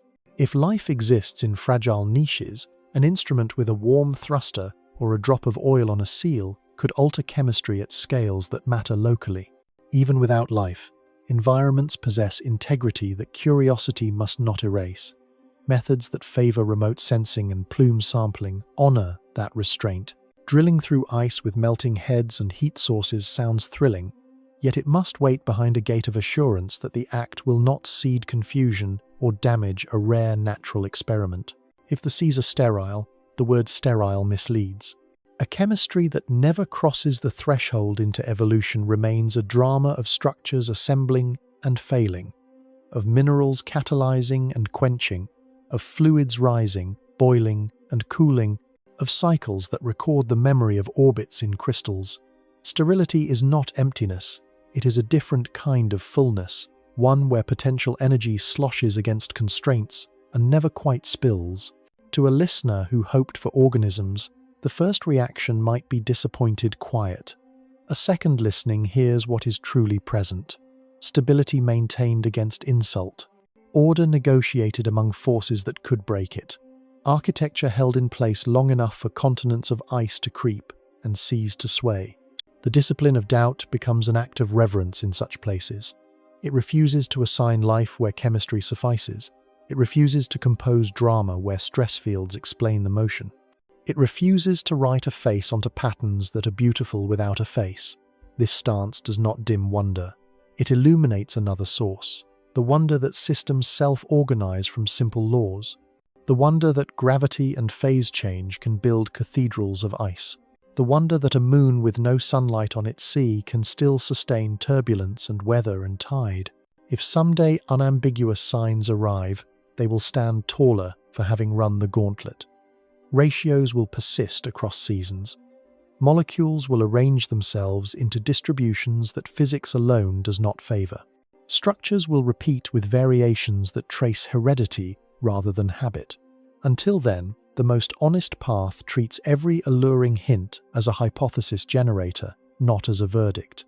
In that patience lies a deeper respect for the worlds under study and for the craft that studies them. Silence is not a rebuke. It is an invitation to improve the ear. Night can be tasted if a listener carries the right tongue.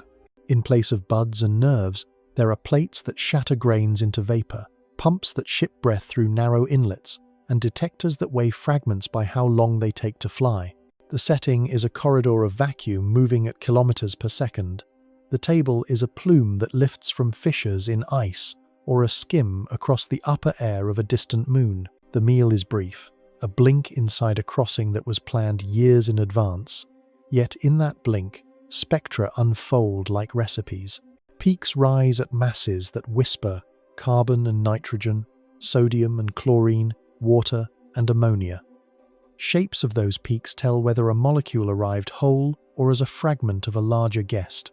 The instrument does not chew in ignorance. It was trained with standards in chambers on Earth, tutored to recognize sugars and salts, to distinguish a saturated hydrocarbon from an aromatic ring. When the plume arrives, it remembers its lessons and invents a few more. The dust analyzer waits with a patient plate of metal and a field of voltage. A grain of ice no wider than a hair root taps the plate as if knocking at a quiet door, then erupts into a tiny cloud of ions and neutrals. Time of flight separates them like runners in a race. Light atoms sprint, heavy clusters lope. Salts often assemble as specific fragments that act like signatures. Carbonates prefer certain ensembles. Silica leaves a trace, whose mass suggests a size for the original particle. By collecting thousands of such taps, a distribution emerges. The average size points toward the temperature and chemistry in the place where rock met water and forged the grains. If the sizes skewer consistently toward tens of nanometers, hot alkaline vents are implicated. If they cluster differently, another story of water and stone must be playing beneath the ice. A gas inlet speaks a different language. Valves sip rather than bite. Pressure regulators tame the rush. Ion sources fire precise bolts that render molecules into charged pieces ready to be counted. Patterned noise from radiation is identified and subtracted. Calibrations run in flight on known background gases to keep the yardstick honest. As the craft slices through a plume, the count rate balloons. Water dominates, but trace companions arrive in ratios that record their solubility and volatility. Ammonia takes the stage when brines have been involved. Methane and carbon dioxide oscillate with geometry, hinting at deeper reservoirs in communication with the fracture network. Occasionally, a hint of a larger organic peaks above the floor, a structure that would not survive rough handling if it had been long in space. Each molecule is less a trophy than a syllable, and together they form a weak sentence about pH, temperature, and rock type at the source. A spectrograph tuned to ultraviolet listens at the rim of a world where gases glow when sunlight or electrons strike them. Atomic oxygen announces itself with crisp lines. Hydrogen makes its own pale signature. These glows trace small atmospheres born from sputtering, geyser breath, or slow escape of trapped volatiles. Time series of the glow rise and fall with orbits, seasons, and even with the passage of a spacecraft through a region whose density it disturbs by its own charged wake. The instrument maps exospheres as if they were auroras drawn on transparent glass, revealing where energy flows from magnetospheres into surfaces and back again as faint light. Infrared instruments add warmth and composition together. A narrow field of view scans across a fracture and finds a thermal pixel brighter than its neighbors by a few degrees. That excess is small to an eye, vast to an engineer. In spectral mode, the same instrument reads the stretch and bend of bonds in water, ice, and trapped gases. Absorption bands shift when salts sit within the lattice. Ammonia hydrates, depress, and broaden features in ways that can be measured. By walking a slit across a landscape, the instrument builds a mosaic of chemistry tied to heat, a correlation that marks living fractures from ancient scars. Radar performs a magician's trick with patience. Long waves reach down into ice and return whispers from buried layers. Each echo is a negotiation with impurities and temperature. Where liquid lurks, the signal fades or slides in timing.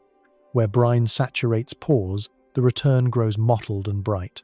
The spacecraft repeats its passes at different angles and polarizations, learning whether a bright patch is a smooth sheet, a field of blocks, or a lake frozen on top. The night below the crust becomes a scene of slabs and pockets, traced with invisible chalk. Occultations translates starlight into weather. A star sinks behind a hazy limb, and a radio or optical beam threads the atmosphere like a needle. The receiver watches the beam wobble and dim. Refraction reveals the density profile. Tiny scintillations betray turbulence. From these motions and fades, temperature and pressure ladders come forth.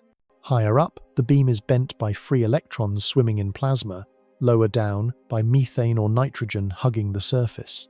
When the geometry repeats months later, the ladders can be compared. If a polar night is releasing stored cold, the profiles sag. If spring has stirred winds, waves appear as wrinkles in the data. The atmosphere becomes not a static cloak, but a pulse bound to geometry and time. Plasma sensors add the voice of invisible rivers. Water group ions carry a distinctive mass per charge. Negative ions, rare and surprising in some settings, turn up in counts that cannot be dismissed as noise. Their presence implies electrified grains or chain-like molecules that accept electrons.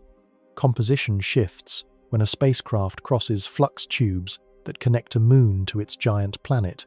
Those links can act as conveyor belts for energy, and where they meet the surface or an atmosphere, they can spark auroral arcs that in turn alter the chemistry that later slides down cracks. The instruments see none of this directly. They taste the symptoms, and the system is inferred. In a single remembered crossing, a craft skimmed a jet so close that its hull wore a coat of frost invisible to cameras and vivid to thermal sensors. The dust analyzer recorded a blizzard of grains with sodium chloride salt signatures. The gas spectrometer grabbed ammonia and carbon dioxide in a ratio that fit alkaline water, not pure melt. The plasma package saw a cloud of negative ions that suggested complex organics in the mix. An infrared eye spotted a bright stitch along the vent.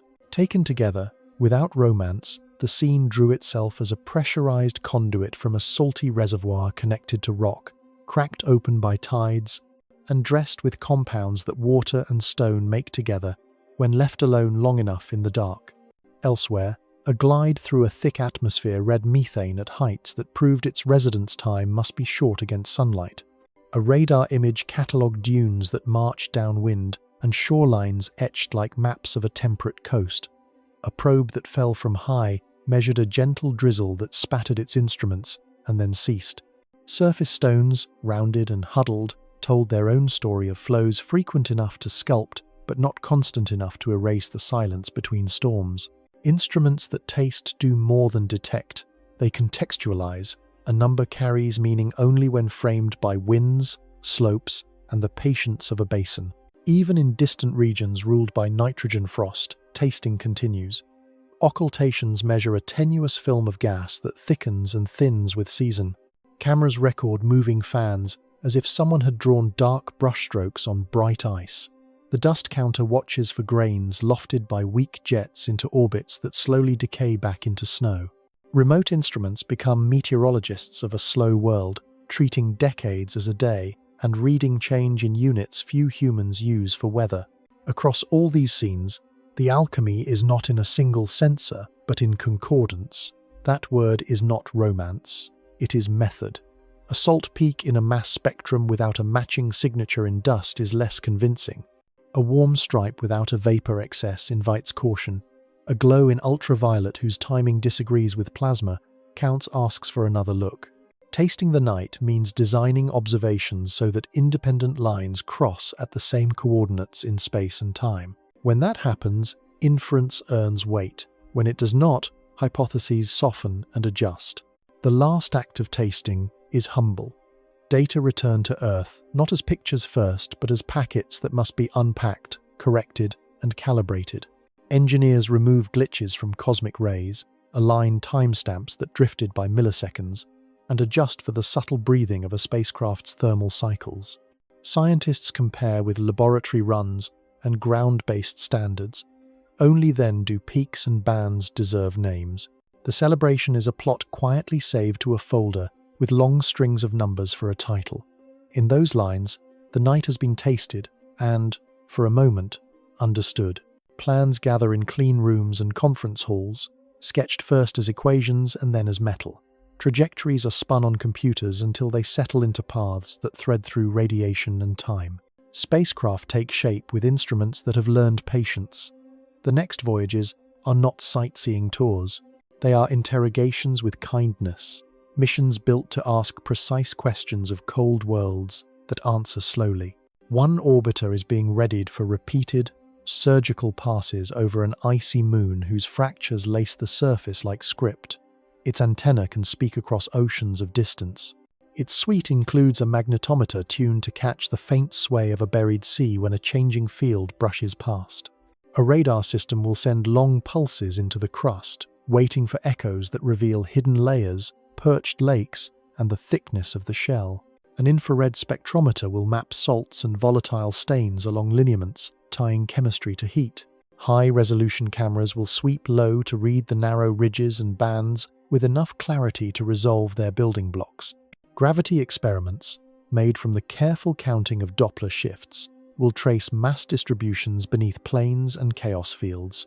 Each close pass will hit a different geometry, assembling a mosaic in space and time that can test models of convection, brine transport, and shell flexure. Another mission leans outward toward a system of many moons and braided rings. It will not fly by quickly. It will stay, settling into orbits around a giant and then around a moon with its own magnetic field. There it will watch auroras in miniature, measure the heartbeat of a metallic core, and weigh an ocean through the cadence of induced currents. It will turn then toward a cratered world that may hide a thin sea under its ancient face, listening for wobble that betrays a decoupled shell. The long stay will make seasons visible. Slow changes in haze, frost, and thermal emission will stitch into a story with years as the unit of measure. Some plans are bold in a different register. A rotorcraft stands on a bench under bright lights, its carbon blades whispering in tests that mimic a thick, cold sky. It is built for dunes and shores under amber clouds. Where wheels would flounder, rotors will hop. Between flights, it will rest on struts, open doors to the air, and sniff chemistry on the ground with a compact lab. Cameras will sketch horizons where mountains are not made of stone and rivers run with hydrocarbons. Spectrometers will heat samples until reluctant molecules speak. Meteorology packages will listen as winds change through long nights and brief days. With each leap, the craft will choose new puzzles to greet, gliding toward places where ancient shorelines curve and where dark deposits hint at complex organics waiting to be sorted. Elsewhere in design, an Orbilander takes form on paper that smells of coffee and solder. It will first be a satellite, tasting plumes and watching thermal stitches in a moon's south. Then it will attempt a gentle arrival on a plain of frost within sight of the venting canyons. Anchors are planned to hold fast against weak gravity and slick grains. A mass spectrometer will sip vapor and dust directly from the sky and from plumes that drift like breath. A microscope will examine collected grains for textures that hint at assembly beyond simple physics. A microseismometer will listen to the shell groan with tides, turning vibrations into a map of layers. The plan values duration over spectacle. Weeks and months of quiet data can reveal cycles that brief visits miss, exposing whether fractures pulse in daily rhythm or in longer, stranger tempos. Rock melting probes glint in concept drawings, each a cylinder with warmed nose and a tether of fiber trailing behind like a line of song. The idea is simple and ruthless. Melt down through ice by recirculating heated water, sampling as the descent proceeds, and paying out optical fiber for power and communication. The engineering is a hymn to patience. Filters must not clog with refreezing slush. Heaters must sip energy and yet outpace the cold. Sterilization must be thorough so that the meltwater carries no hitchhikers. If the probe reaches a buried lake within the shell, it will pause, unfold sensors, read chemistry in situ, and listen for currents. The ocean itself is beyond the reach of early versions, yet even a lake is a message, containing brines that remember pressures and temperatures from deeper below. Return concepts tempt with their promise. A small craft could fly again and again through a plume, laying nets of aerogel to catch grains without shattering them. After dozens of passes, the collector would fold into a sealed capsule designed to keep cold, and then begin a long arc back to Earth. Laboratories would open the cargo in rooms cold enough to preserve fragile structures, weigh isotopes with instruments far too delicate to fly, and search for chirality or complex macromolecules in quiet that space never grants. The risk is high, the reward higher. Samples from a subsurface ocean would arrive without a drill ever meeting the ice. Other spacecraft sketch paths toward blue worlds with dark companions. A flyby mission aims to rush past a retrograde moon that wakes in summer with nitrogen jets. Cameras will shoot at high speed to freeze the motion of fans, spectrometers will hunt for exotic ices, and plasma instruments will feel how the moon's activity feeds the magnetosphere. The same craft could watch for change on other small bodies along the way, harvesting serendipity as an official goal rather than an apology. Farther in, plans for a long-lived orbiter around a cold giant take shape, with an atmospheric probe to dive into the planet itself, while the carrier studies moons that may whisper of hidden water. The long cruise is a cost accepted for the prize of a system that has slept unvisited for decades. Smaller machines will come as scouts and companions. CubeSats can ride along, peel away at strategic moments, and test ideas quickly. One might carry a simple magnetometer to fly a different path and triangulate an ocean depth more precisely. Another could trail a lander and act as a communications backup, or a sky camera during descent, catching images from angles impossible for the parent to see. A third could test a new spectrometer design, risking failure in exchange for data that, if gathered, would sharpen the next generation. Modularity becomes a philosophy. Big craft do the heavy lifting, small ones explore edges. Ground truth on Earth continues to shape these plans. Submarines drag instruments through polar oceans under sea ice, refining sonars and autonomy for future cryobots. Balloons float over deserts where dunes speak the language of a far moon, testing navigation by shadows and horizon lines. Volcanic springs in the deep host robots that learn to sample without clouding their own water, to measure gradients across centimeters, to back away when the chemistry changes faster than the software expects.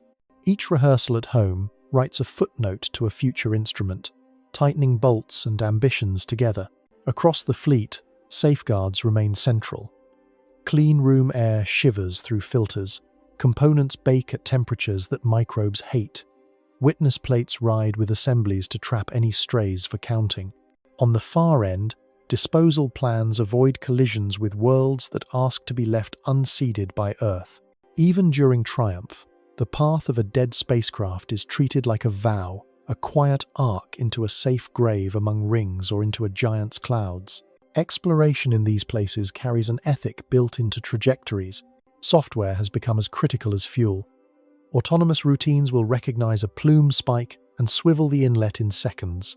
Vision guidance will read scattered shadows on an ice field and choose a landing point more honest than any pre-launch map. Science planners will feed evolving models into schedules, allowing a craft to ask one more question when an earlier answer trembles with surprise. Machine learning eyes, trained on millions of images, will comb new pictures for fresh fractures or moving hazes, flagging regions where time has left a fingerprint between passes. The heart of these voyages is a patient curiosity. The questions are sharper now. How deep is the sea? How saline? How warm are vents? And how long do they last? How quickly does oxidant migrate through the shell? How does a haze manufacture new methane, and what ratios betray its source? Which dunes are active, and which are fossils of an older climate? Where does a magnet pause and bend around a pulse of electricity in hidden brine? These are not slogans but measurable things, each answer advancing the next instrument's design. When metal leaves Earth and sails into the long night, it carries more than antennas and fuel. It carries sequences of questions etched into code and etched into the minds of those who will read the returning numbers. New voyages treat strange moons not as curiosities but as laboratories with rules that can be learned. Step by step, they will fly, hover, land, listen, and lift again. In doing so, they will turn rumor into record, and record into explanation. The coldest laboratories on Earth are not always the ones with snow outside. Some live behind stainless steel doors where air tastes of ozone and solvents, where a row of chambers hums with pumps that drink the last traces of moisture from their bellies. Inside, water can be frozen to glass, then warmed by fractions of a degree to feel how brine veins awaken and connect.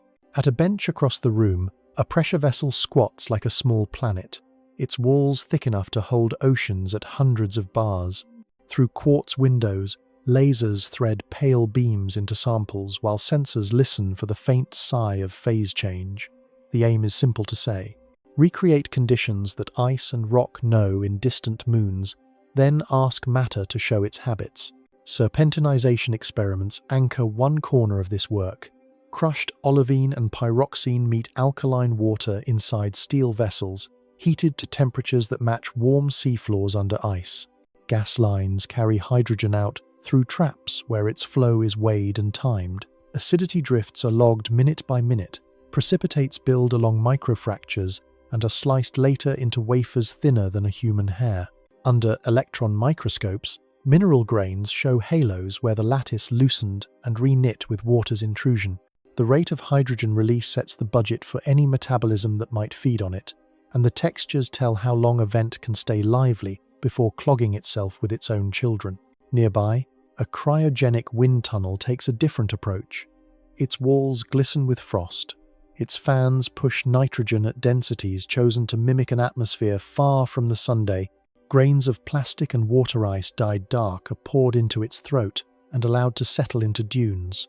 Cameras watch ripples form and march. Pressure adjustments change the threshold for saltation until the numbers align with calculations for sand under a sky thick with methane. By measuring when dunes sleep and when they walk, the lab predicts climates that a rotorcraft may one day navigate. The geometry of a barchan on the table folds back into seasonal winds on a world that never grows warm. A chamber the size of a wardrobe holds a different kind of experiment. Methane and nitrogen flow in, pressures are set, and cold floods the space until a thermometer stalls near the breath of liquid nitrogen. Electrodes arc and make a small storm.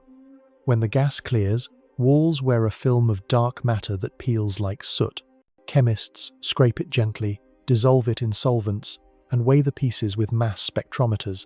This tholin is not a copy of any one sky, but it is a rehearsal for the complexity that ultraviolet light and electrons can craft from simple gases. When fragments are incubated in water, certain amino acids appear. When bathed in hydrocarbons, other chains grow. The products suggest both the richness and the ambiguity of prebiotic chemistry under cold suns. At the edge of the hall, an instrument looks more like a musical device than a scientific one. It is a rheometer tuned for ice, able to press and shear samples under temperatures 50 degrees below freezing. The samples are not pure. Salts and ammonia lace them at controlled percentages. As the plates twist, the ice yields with a voice that is charted as a curve of stress versus strain. A drop of ammonia cuts the strength by fractions that matter at planetary scale. Eutectic brines make sudden slips at temperatures where pure ice would sit silent. From these traces, models of shell flow take on new realism. Ridges, bands, and chaos fields rely on the balance between strength and surrender. That balance is measured in this quiet song. Radiolysis receives its own suite of tools. Beams of protons and electrons rain onto ice films held at cryogenic temperatures. Oxygen and hydrogen peroxide accumulate in known counts per joule. When the beam stops, the oxidants migrate deeper, or vanish into recombination. By layering organic films atop irradiated ice and warming through controlled ramps, chemists learn how much of the oxidant budget is available to react and how quickly those reactions draw down inventories. A thin crack, filled with brine, is simulated by a sandwich of ice and salt solution, then shocked by temperature cycles that open and close the path. The takeaway is not a single number, but a range for oxidant delivery to a dark ocean. The range narrows with each experiment and pins down the pace of redox conversation between surface and sea. For the worlds with thick skies, laboratories turn to membranes. At low temperatures, methane and ethane are hostile to the familiar architectures of life. Yet models suggest that nitrile-based sheets could assemble into flexible, electrically neutral vesicles in hydrocarbon solvents. Chemists synthesize candidate molecules and drip them into cold baths. Under microscopes chilled by copper stages, vesicles float and wobble. Some hold together for minutes, a few persist for hours. Permeability is measured by watching dyes slip in and out. Stability is tracked across temperature increments. It is a crude experiment, but it maps the possibilities for compartmentalization in a solvent that refuses to grant easy tools. Material scientists then simulate these assemblies on computers, running molecular dynamics to check whether forces that keep the vesicle together match what the bench sees. Convergence between simulation and beaker does not prove a cell, but it sets boundaries for how chemistry can act when water is absent. Subglacial lakes on Earth extend the lab into the field. Boreholes drop sterile instruments into black water, kept liquid by the pressure of kilometers of ice. Cameras stare into a quiet green haze. Current meters turn lazily. Samples are pulled up in narrow flasks, their contents passed for microbes, minerals, and dissolved gases. The inventories tell what life can do in darkness with only the oxidants that trickle from ice above and the reductants that seep from bedrock below. Where life is found, cell counts are low, growth is slow, and metabolisms lean towards simplicity. The result calibrates expectations for alien oceans and trains teams in the discipline of cleanliness. Drills and hoses are sterilized. Crew members track every seal and O-ring. The methods move outward with the teams that will one day melt into shells far from home. Hydrothermal vents on deep seafloors offer another rehearsal. Robots hover where black smokers and white chimneys exhale heat and chemistry into darkness. Arms swipe samples of fluids and mineral crusts. Sensors drink water an inch above the vent mouth, then a meter, then 10. Gradients sharpen and flatten with currents. The chemistry changes with time as the vent grows or molts its skin. Microbiologists watch biofilms, coat porous minerals, then break apart in storms. They harvest cells and test energy yields under different mixes of hydrogen, carbon dioxide, and sulfide. Pressure incubators keep cultures at the bar of their birth.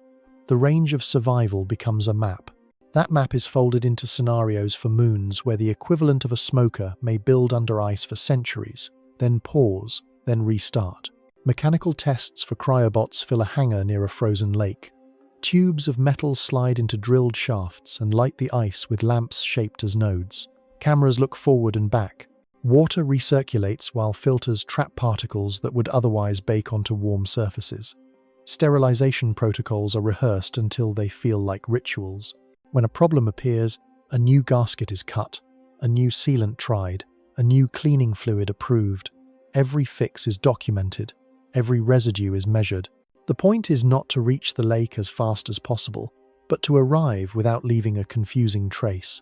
In parallel, fiber optic tethers are pulled through ice by winches that keep tension steady, proving that a slender thread can carry power and data through long, cold paths without snapping or frosting. Seismology enjoys winter too. Geophones are frozen into sea ice and into glaciers, then left to listen for months. The recordings catch groans as tides lift and lower the ice edge. Cracks propagate with sharp pings that travel through the crust. The data validate algorithms that will pass similar sounds from distant shells.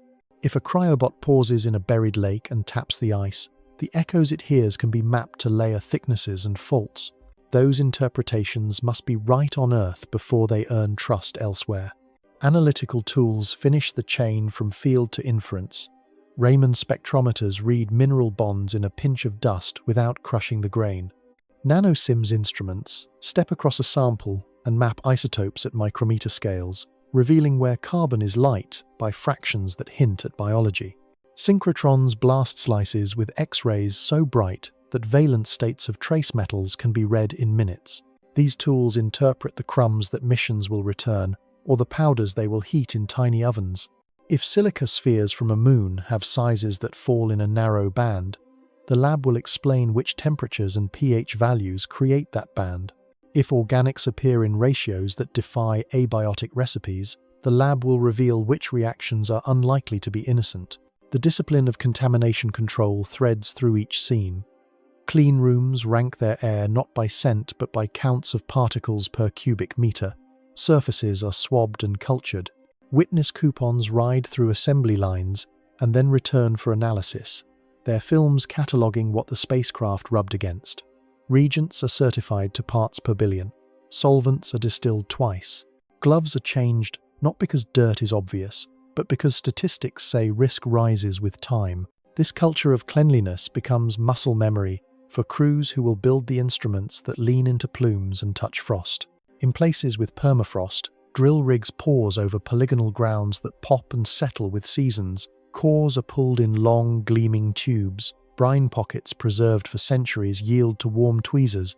The water they release carries ions in patterns that tell how salts migrate through cold lattices. From these patterns, diffusion coefficients are extracted that feed directly into models of oxidant transport down alien shells. The simplest measurements sometimes matter most when they tighten a parameter that has been wandering for years. All these tasks share a virtue.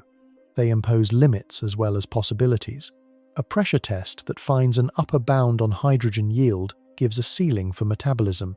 A wind tunnel that measures a threshold for saltation sets a floor for active climate. A membrane that holds together for minutes but not days tells something about the fragility of exotic cells. Bits of certainty accumulate like frost on glass. Slowly the scene behind the pane resolves. The worlds are still far, still cold, still shy. Yet their basic chemistry and physics step forward, rehearsed under lamps and within steel, bracketed by numbers that hold. Birth stories can be read in orbits and densities, in scars and colors, the way a geologist reads mountains for the memory of fire. Around giant planets, newborn moons likely rose from disks of gas and pebbles circling their primaries, miniature versions of the solar nebula. In those circumplanetary nurseries, temperature fell with distance. Close in, ice sublimed and rock ruled. Farther out, frost survived and bulk compositions turned pale. This gradient helps explain why some companions are metal and stone with thin frost, while others carry deep inventories of ice and salts. As grains clumped into kilometer seeds, collisions melted interiors, iron drifted inward, and water differentiated upward. The largest earned roundness and layered hearts. The smaller kept porosity and became sponges that ring like bells when struck by impacts. Orbital rhythms emerged early. As moons migrated within the disk, gravitational tugs nudged them toward resonances where one orbited twice while another orbited once, or where a third joined to complete a chord. Once locked, the chain pumped eccentricities and ensured that tide would be a permanent sculptor. Heat budgets were fixed into the rock and ice, not by a single event, but by a continuing meter. Over eons, those locked steps softened shells, drove vents, and coaxed oceans into being beneath crusts that never knew a sunrise. Not every companion was born at home. Farther out, small bodies wandered in swarms. A giant planet traveling through the nebula could fatten its court by capture. Sometimes the trap was gas drag in a thick envelope. Sometimes the net was the gravity of a binary visitor. One member flung away while the other fell inward bound forever. Such captures write their signatures in retrograde or highly inclined orbits and in clusters that share similar distances. These are irregular satellites, tilted and distant, fossils of a chaotic youth. One captive stands as a lesson in how a single event can remodel an entire system. A large body entering a blue planet's gravity with a partner likely suffered a binary exchange. One was lost to interplanetary space, the other seized on a backward path. Tides then labored for a long age, melting the intruder's interior and forcing its orbit inward, grinding away inclination and eccentricity. The captured moon grew smooth in places under renewed heat, and what older native satellites existed were scattered, crushed, or driven to new orbits. The survivors reassembled into smaller moons, tracing a history of destruction and reaccretion. The present calm hides a storm long past. Elsewhere, a world with a dramatic two-tone face whispers of dust from an outer ring that rains onto one hemisphere. Dark grains absorb light, warm by fractions of a degree, and encourage sublimation of frost. Vapor migrates and refreezes on colder ground, brightening the far side and darkening the near in a feedback loop. Yet that is only the surface chapter. An equatorial mountain chain as tall as the Andes suggests a past, when spin ran fast or when a transient ring collapsed. If the body once rotated in hours instead of days, equatorial bulge hardened into a permanent belt as cooling locked shape before spin slowed. If a ring fell, debris settled along the equator like a seam stitched by gravity. In both tales, rotational and collisional histories wrote relief into a brittle shell. A tiny moon wrapped in brightness near a ringed giant tells a different origin. It might be the icy remnant of a larger parent, whose rocky core was shorn away in a collision. The leftovers reaccreted inside the planet's Roche outskirts, where tides limit the size and cohesion of aggregates. The mid-sized family could thus be siblings reassembled from shattered ancestors, their densities scattered by unequal mixes of rock and ice. An outlier with volcano-like vents at a pole may be a child from that family whose interior kept enough antifreeze and tidal, needing to boil water at depth and exhale it as vapor. If so, the geysers are not an accident in isolation. They are a late stanza in a long poem about breakup and repair. A hazy giant of a moon likely did not arrive by capture. Its mass and roundness fit a story of growth within the planet's disk. In a zone where methane and nitrogen could be trapped in ices and later released as the interior warmed. The thick atmosphere that remains is thus both a relic and an evolving product. Accretion stored volatiles, differentiation, and slow heating let them out. Complex photochemistry over ages then built haze out of simple gases. The climate that now carves dunes and fills lakes is a result of early inventory and persistent sunlight, even at great distance. Origin, interior evolution, and present weather are one continuous line. In a different court, a moon with its own magnetic field must have formed large enough and early enough to keep a metallic core molten. The energy comes either from leftover heat of formation, radioactive decay in rock, or an ancient period of stronger tidal stirring. Whatever the balance, the result is a dynamo that set this satellite apart. The very presence of a native magnet could have shepherded charged particles toward its neighbors, enriching their surfaces with oxidants. Birth as a planetary-scale body within a satellite system gave it dignity and made it an agent in the fates of others. Resonance itself is an origin in slow motion. As a giant's tides pull on its moons, orbital distances change. Inner companions usually creep outward, and as they do, their periods approach rational ratios with outer neighbors. When a ratio locks, the interaction stiffens. One moon's pericenter precession can be tuned by another's gravity until the two share a beat. This lock may have captured the trio whose steps keep eccentricities alive. In that sense, the present heat of vents and the youth of fractures result from a bygone migration that never truly ended but only slowed to a crawl.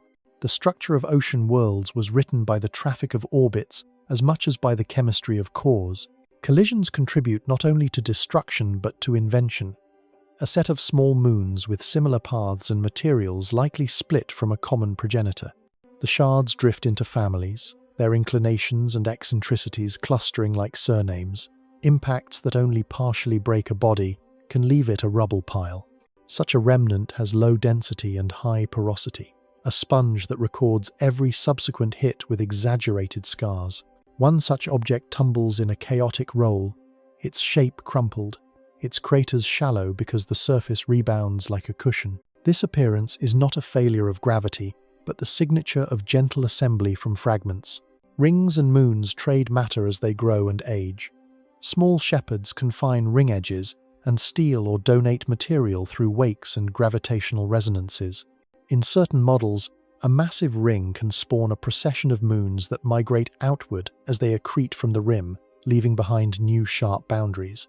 If this happened in an earlier epoch, today's small moons may be the latest of many generations. Their ancestors ground to dust and recycled. The system becomes a conveyor of ice rather than a static sculpture. Even subtle tilts bear on ancestry. A satellite's spin axis can settle into the Laplace plane, a balance between the planet's equatorial bulge and the sun's distant pull. If a system's central planet suffered a dramatic tilt, its satellites were forced to choose between following the new equator or staying loyal to the ecliptic. Some may have been torn between regimes, their shells stressed and fractured during the transition. Equatorial ridges and global fault patterns can be fossils of that adjustment. In that reading, a line of mountains is the healed seam of a sky that changed its reference. Chemistry marks time as surely as craters do. The presence of ammonia hydrates within an icy crust hints at formation in a cold reservoir where ammonia could condense and be trapped. The ratio of rock to ice remembers the heat of the disk. Salts exposed along fractures announce the provenance of the brine below, and thus the minerals that the early body locked in. A core that is too small to drive a dynamo may still carry enough radioisotopes to keep a deep ocean from freezing entirely. These budgets were set by the growing zone and by the timing of assembly relative to the decay of short-lived nuclides. A moon that captured more aluminum-26 during birth enjoyed an early fever that melted ice and separated rock. One that formed later did not, and so remained more primitive. The ledger of isotopes turned into geology. Irregular satellites leave trails that connect distant events. Their dust released by micrometeoroid impacts becomes vast, tenuous rings that sweep across the paths of inner moons. One hemisphere of a bright body darkens where it plows through that drizzle, its leading face coated with the ashes of distant captives. The pattern is global and persistent, and it binds together populations that seem otherwise unrelated. Capture, dust, ring, and dark stain are one narrative told at system scale. Even present vitality can be a chapter in origin. A small ice body that vents at a pole might be losing mass gradually, its ocean paying an ancient debt to a fracture geometry established early by resonance capture. As vapor escapes, the body lightens and tides adjust, which then reframe stresses and influence where the next vent opens. In such a feedback, initial conditions cast long shadows.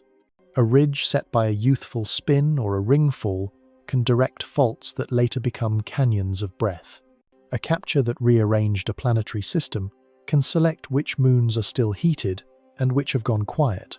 The strangest companions are not accidents. They are the sensible results of a few forces playing out under differing boundary conditions. Gas disks cool with distance and seed gradients in composition. Gravity organizes and sometimes steals.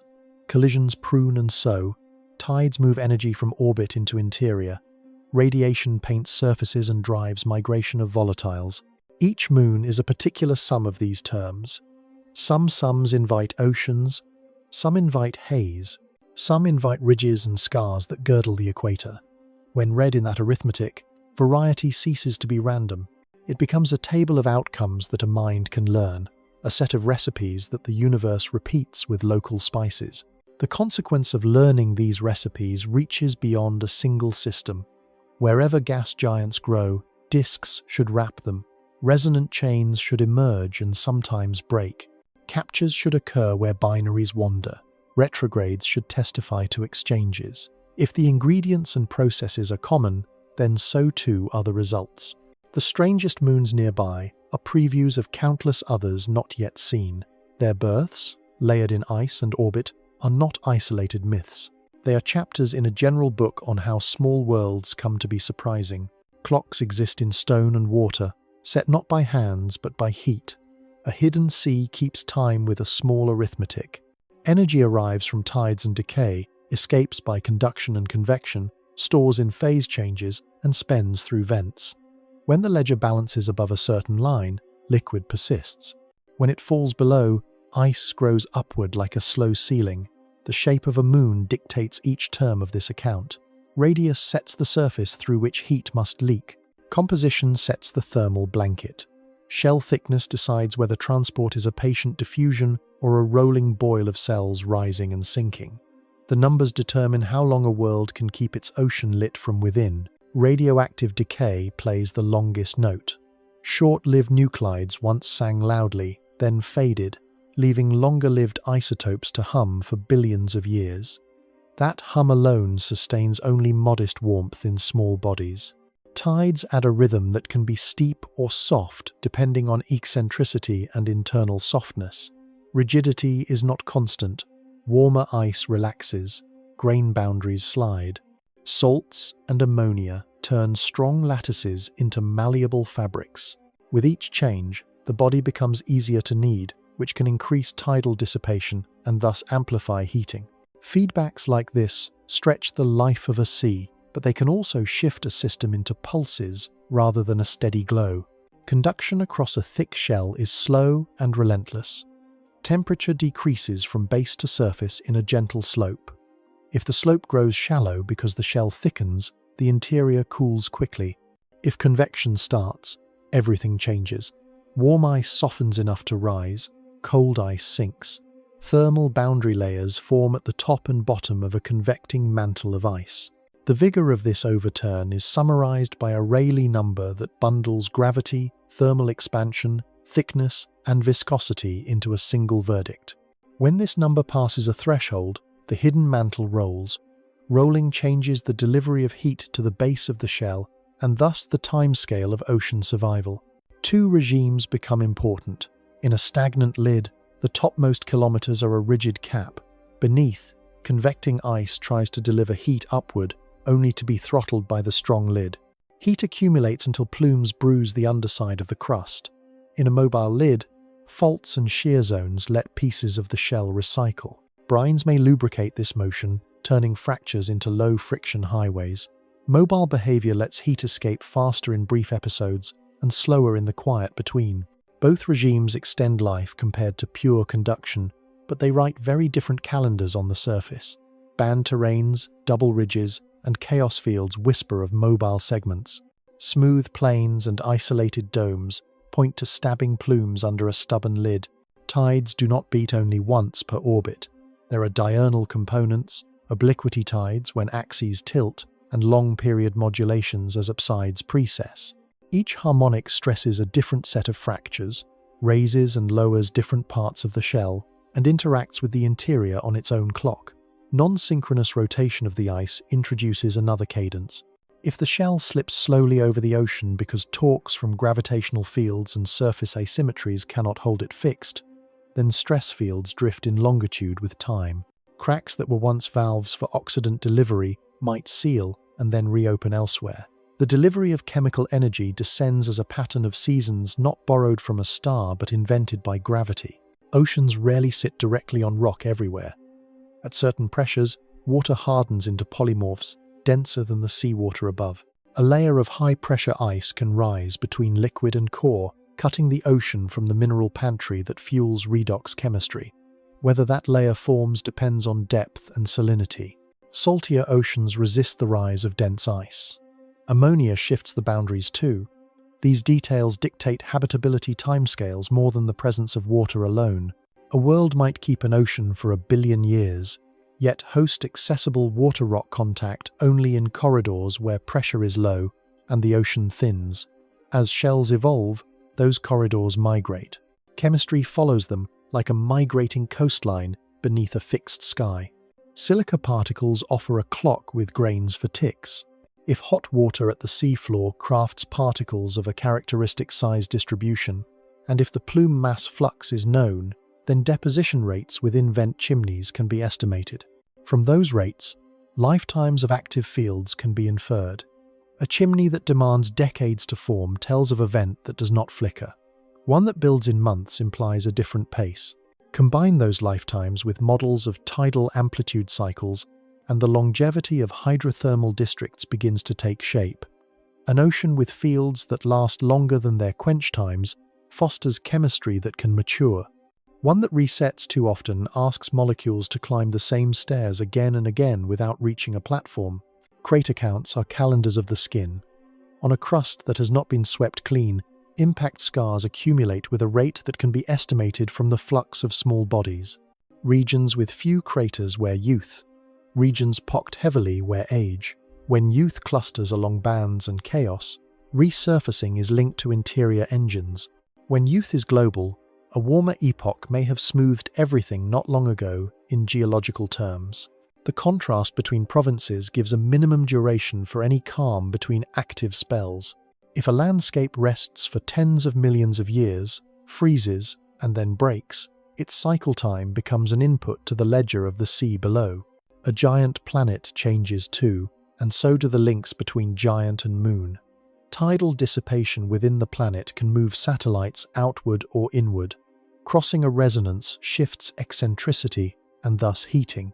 Depending on interior rheology, the orbit can wander through patches where dissipation spikes. A million years of higher amplitude tides can carve a bandage distinct from its neighbors. A million years of quieter tides can thicken a shell and stall activity. The clock of a hidden ocean is therefore written partly in the mantle of a much larger world. The system is an orchestra of coupled metronomes, no single one in control, all setting tempo together. Chemistry keeps its own measures through inventories that rise and fall. Oxidant generation on a surface by radiation runs steadily as a function of exposure. Downward transport runs episodically when fractures open. Reductants rise from vents according to their permeability and the availability of fresh rock. When arrivals match in cadence and magnitude, a steady state emerges where the ocean maintains a consistent redox potential. When arrivals mismatch, oscillations appear. An oxidant pulse might crash into a reduced ocean and be consumed rapidly, altering pH and precipitating minerals that clog conduits for a time. Afterward, conditions drift back. Such cycles can be mapped to decades or millennia depending on crack dynamics and vent persistence. Mechanical properties evolve with time as grains grow. Ice deforms by creep that depends strongly on grain size. A fine-grained shell flows easily and relaxes stress. A coarse-grained shell resists and stores energy until it fractures. Grain growth under slow warming or prolonged static stress changes this behavior. Trace acids and salts pin or free grain boundaries, retarding or accelerating growth. These microphysics fix the rhythms of ice tectonics. Ridges may rise in youth when grains are fine, then cease when grains coarsen and the shell grows stubborn. Renewed heating that resets the microstructure can restart the tectonic song centuries or eons later. Basal freezing sets a clock by building ice at the roof of the ocean when heat loss exceeds gain. As ice accretes below, the shell thickens, pressure in fractures falls, and plumes wane. Basal melting sets the opposite motion, thinning the shell, increasing the stress on ridges as they arch, and opening valves. The competition between freezing and melting plays out in patterns around the globe. Where tidal dissipation is strongest, basal melt wins, driving upward diapirs and maintaining youthful terrains. Elsewhere, freezing slowly locks the ocean away. The global average may mislead. Habitability can persist locally for ages, even as the mean state glides towards stillness. True polar wander can reset long histories in a single tilt. If mass anomalies in the shell or interior shift the principal axes, the entire crust can reorient relative to the spin axis, dragging fractures into new latitudes where tidal patterns differ. Old lineaments, now misaligned with stress, seal. New ones, aligned with the new equator of tides, open. The ocean below feels the redistribution of heat delivery and thickens here, thins there. This event has no season in the ordinary sense. It is a slow ballet of rebalancing that writes fresh stress maps without erasing the memory of earlier ones. Even lost to space draws a timeline. Plumes that spray long enough will carry away salts as well as water. Over millions of years, the ocean's composition shifts as light components leave faster or slower than heavy ones. The sea grows more or less dense, more or less alkaline. The freezing point changes. The ability of high-pressure ice to intervene alters. If return flows bring surface frost back downward, the circle closes. If not, the ocean walks away from its original self toward a new chemical identity. How far it can walk before habitability fails is a question that sits at the edge of current models. All these mechanics assemble into a portrait of endurance, measured not in a single number, but in families of timescales that interlock. Some moons likely harbor oceans that have lasted longer than multicellular life on Earth. Others may breathe in shorter epochs, their seas repeatedly kindled and quieted. A world that holds liquid for 1 billion years but offers chemical energy in pulses of 1,000 may cultivate only certain kinds of chemistry. A world that offers less total time but steadier gradients may favor different experiments. Duration is therefore not just how long water stays liquid. It is how long gradients persist, how long vents endure, how long cracks remain highways, how long shells remain supple enough to move. When counted this way, time becomes less like a ruler and more like weather. There are long climates of warmth and cold, within which sit seasons of fracture and seal, within which sit storms of pulse and lull. Habitability is a forecast across these nested clocks. The strangest moons keep their seas by arranging those clocks in sequences that prevent long freezes and provide recurring opportunities for chemistry to climb. It is a subtle art. It is also a durable one, because gravity and phase change have deep patience. Where they conspire, time keeps itself. Access often arrives as a moment rather than a place. A crack warms and exhales for a few hours each cycle, then tightens again. A patch of frost darkens where vapor condenses, then brightens as grains grow and scatter light. A distant moon shifts a few degrees in its path around a giant, and stresses migrate just enough to open a new seam while sealing an old one. Windows that expose hidden reservoirs do not ask permission. They open and close according to geometry and patience, and the task is to arrive when the latch lifts. Plumes are the most generous of these windows.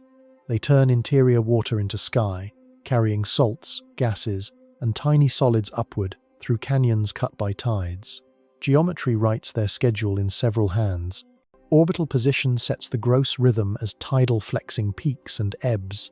Local topography modifies the strain so that one fissure breathes while a neighbor rests. Fracture, roughness, and width decide whether ascending fluids flash to vapor or percolate as warm jets. Where tensile stress aligns with a canyon's strike, the vent yawns wider. Where compression arrives, ice teeth mesh, and silence falls. Each change is measurable if instruments know how to listen for warmth, vapor, ions, and scattered light in tandem. Sampling is a choreography built around these pulses.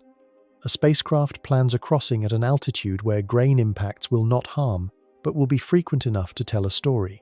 The inlet for gas opens a fraction of a second before entry and closes just after exit, protecting delicate lines from frosting. Pointing models predict the densest filaments by tracing their source locations on the surface and the known winds of the environment. If the fissure network behaves like a choir, the craft tries to meet the loudest singer at the right bar of the piece. Repetition completes the method. Several passes at different orbital phases confirm whether peaks and lulls are faithful. Cracks that do not vent can still open windows. Thermal inertia maps show strips slightly warmer than their surroundings long after local night has settled. Such conveyors need not pierce the full shell. A perched lake within the ice, fed from below and squeezed by tides, can spread brine along horizontal planes and then occasionally force it upward into veins. Where the brine reaches close to the surface, it stains with salts that mark the brief visit. Mapping those stains with spectroscopy is a way of catching a window that opened in the recent past. Later, when the brine retreats, the chemical record remains until frost covers it again. Impacts of violent windows. A fast rock carves a hole in the lid and splashes interior material upward. The very largest blasts punch through ice to liquid and recast it as snow that settles back as drifts of exotic chemistry. More commonly, the shock stirs layers and throws up blocks from intermediate depths. The ejector blanket around a fresh crater often bears a different spectral fingerprint than the older ground, a quilt of subsurface clasts. Over years, volatile components evaporate or sublimate, erasing the initial freshness. The peak time for reading is thus shortly after the strike. Time domain imaging and mapping programs, repeated annually, can catch those events and scribe their chemistry into the archive. Seasonal windows follow slowly, but they sweep wide. As a cold pole leans toward the distant sun, nitrogen or methane frost retreats from cliffs, exposing darker substrate that warms more and breathes faster. Jets ignite where sublimation focuses along fractures oriented to the light. As the season advances, fans of dark material crawl downwind and mantle bright ice. The pattern reveals source points that function only during specific solar angles. If a flyby arrives at such an angle, the window opens not as a jet, but as a landscape that confesses the path of gas and dust. Later, as the pole tilts away again, the window closes with a fresh blanket. Eclipses can be used as hammers on thermal systems. When a giant planet blocks sunlight, the temperature above a fissured plane drops rapidly. If a shallow gas reservoir feeds a plume, the pressure falls and the jet weakens measurably. When the eclipse ends, the sun returns and the plume rebounds. The lag between light and breath betrays the depth and volume of near-surface cavities. Monitoring in this way demands precise timing and a vantage point that sees the plume's brightness change in real time. The window is only minutes wide, but within those minutes the system reveals its plumbing. Electrodynamic windows open when a moon slides through the denser parts of a magnetosphere. Charged particles flood certain latitudes and predetermine where radiolysis factories run hottest. Surface oxidants surge in those zones, increasing the chance that cracks running beneath will intercept fresh chemical cargo. In practice, that means a spectrometer should look for oxidant stains downstream of known auroral footprints. The footprints move as the magnetic environment changes, so the window travels like a soft spotlight across the crust. Visiting during a high-activity interval can double the yield of an oxidant map compared to a quiet interval with no auroral forcing. There are windows at the scale of grains. Micrometeoroids pepper bright surfaces and excavate pits that are small but numerous. Each pit scours and tosses fine powder, exposing frost that has been shielded from radiation. In terrains where the uppermost layer has been cooked and darkened by years of particle rain, these small wounds gleam briefly with fresh chemistry. High-phase angle imaging looks for the glitter of forward-scattered light on these textures. Band depth measurements in the infrared confirm whether the exposed ice is crystalline or amorphous, whether trapped gases linger, and whether salts are present. Over weeks, the glint fades as grains sinter and volatile content disperses. The window closes by healing itself. On a moon with seas of hydrocarbons, waves bank against shores and shift strand lines with each storm season. After a squall, fresh deposits form on beaches with peculiar reflectivity in radar. Evaporites crust the ground as standing liquid retreats. Shore platforms bite into the terrain as if drawing contour lines of past levels. A rotorcraft or lander can time excursions to these margins after a storm to scoop materials that have concentrated solutes during rapid drying. The window depends on weather. Forecasting is primitive, but the appearance of transient clouds can be watched by orbiters and relayed as a call to move. Windows also materialize as silence. When a fissure long thought active cools and stays dark, it leaves behind deposits that are less modified by later pulses. This pause allows cleaner petrology. In the heat of continual venting, walls become palimpsests of accretion and alteration. During a lull, the layers stop accumulating and can be sampled from the air at their most stable state. Returning to a once bright plume during its quiet interlude yields a cross-section in time, a stratigraphy that helps date when in the interior a shift occurred. Even gravity offers a momentary view. Tidal bulges move around a moon like a slow tide of stress. When the crest of that stress passes beneath a region with old fractures, valves open by micrometers. Gas that has pooled in porous layers seeps upward and modifies the local exosphere, just enough to measure during occultations of stars. The effect is subtle, but by watching many stars over many orbits, a map of micro-exhalations can be assembled. The windows are too small to see directly in images, yet their cumulative breadth changes how starlight winks. Planning for these opportunities is a discipline of prediction and flexibility. Long baseline monitoring builds phase curves for plumes and for thermal lines. Schedules keep small amounts of margin to pivot when a window appears. Instruments are cross-tasked so that when one sees a surge, others look too. Most crucially, archives are mined with fresh algorithms that comb old data for signatures no one knew to seek at the time. A dark fan that went unremarked in an early pass may be re-evaluated as a Jets graffiti years later, prompting a new visit timed to the same season. Windows teach caution.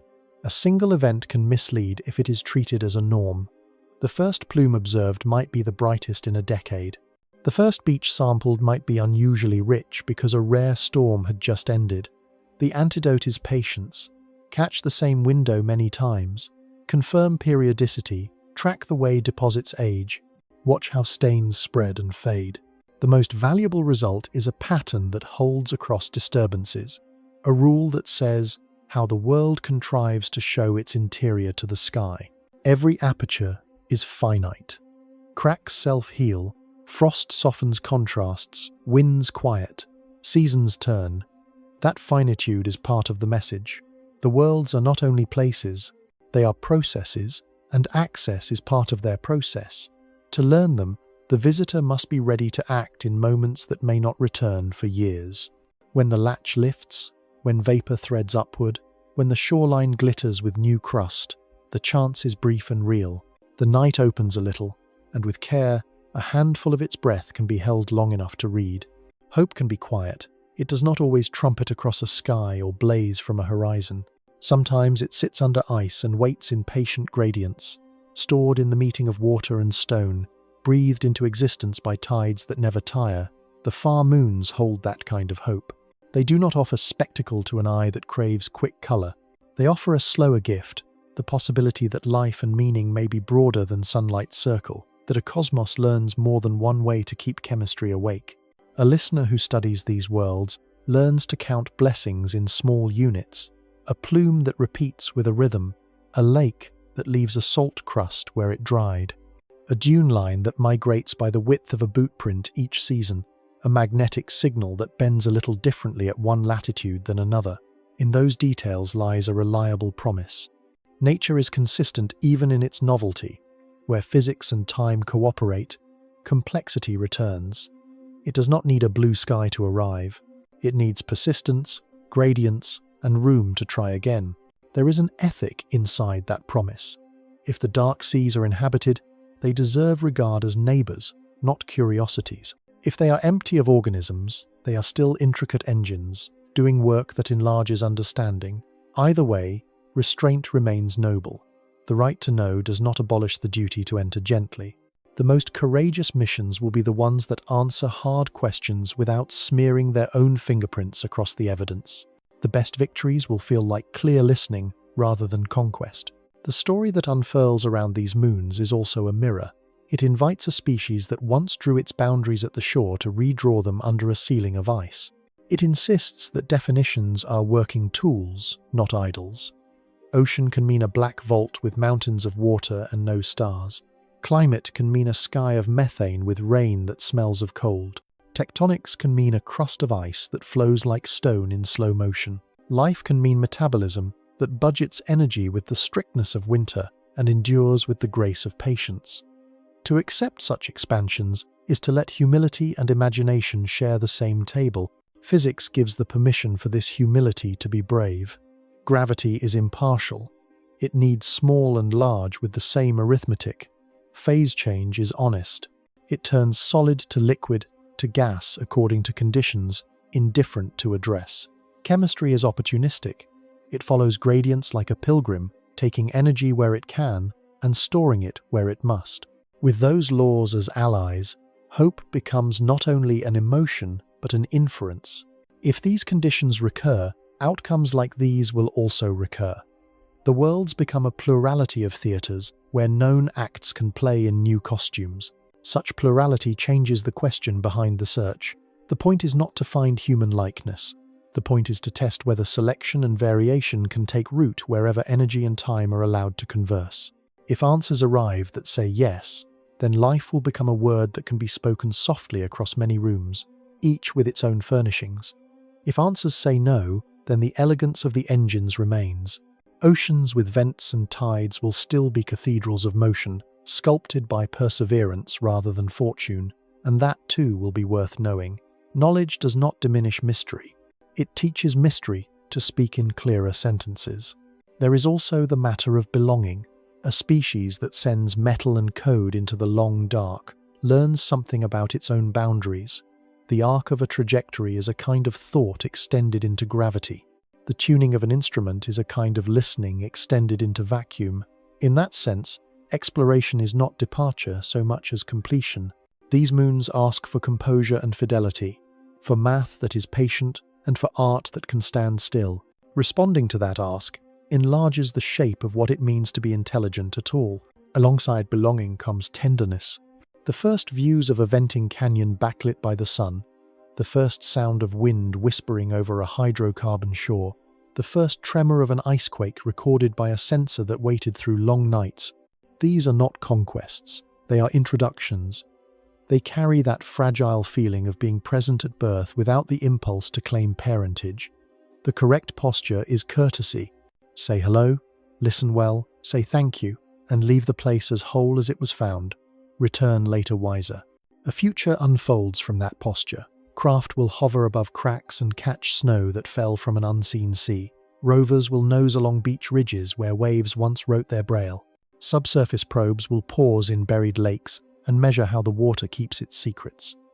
Long-lived observers will make maps not of surface alone but of seasons, stress fields, and the slow drift of dunes and frost. Each return will deepen a pattern rather than a scrapbook. Each dataset will be tailored to questions that grew sharper in the presence of earlier answers. Beyond the scientific harvest lies a quiet cultural harvest. Children will learn that the solar system is not a hierarchy of worth that fades with distance. They will know that far can be fruitful, that a dim sky can host systems as intricate as a rainforest in miniature. Artists will paint ridges of ice as if they were mountain passes on a pilgrimage.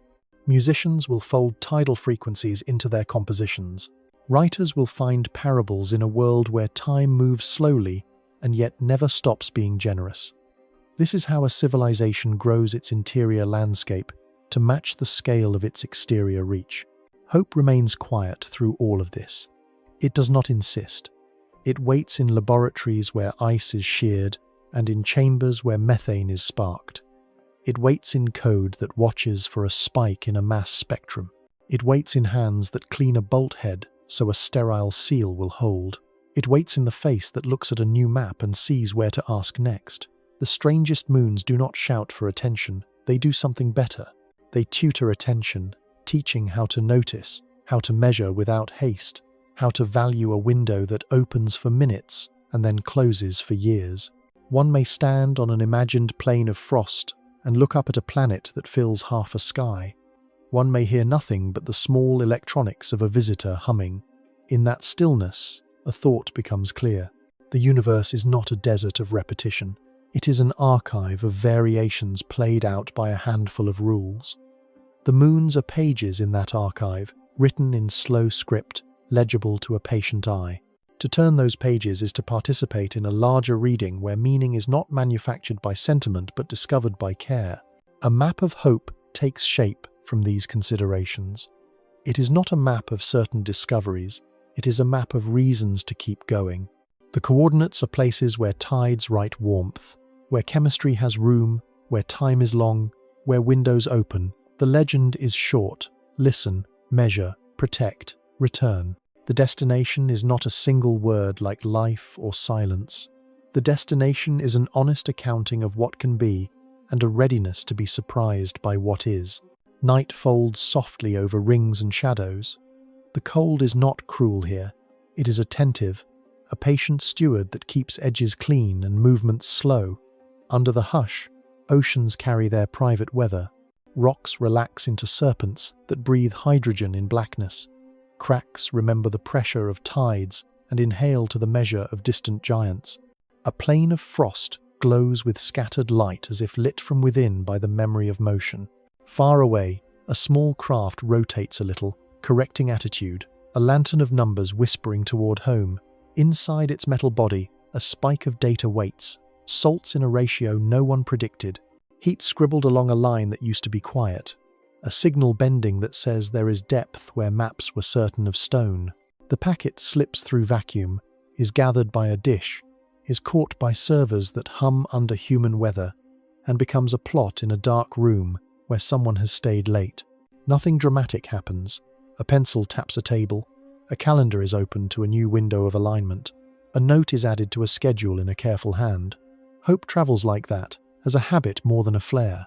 It lives in repeated attention, in recalibrated instruments, in the grace to let a world remain whole while learning its language. The strangest moons will not mind being learned in this way.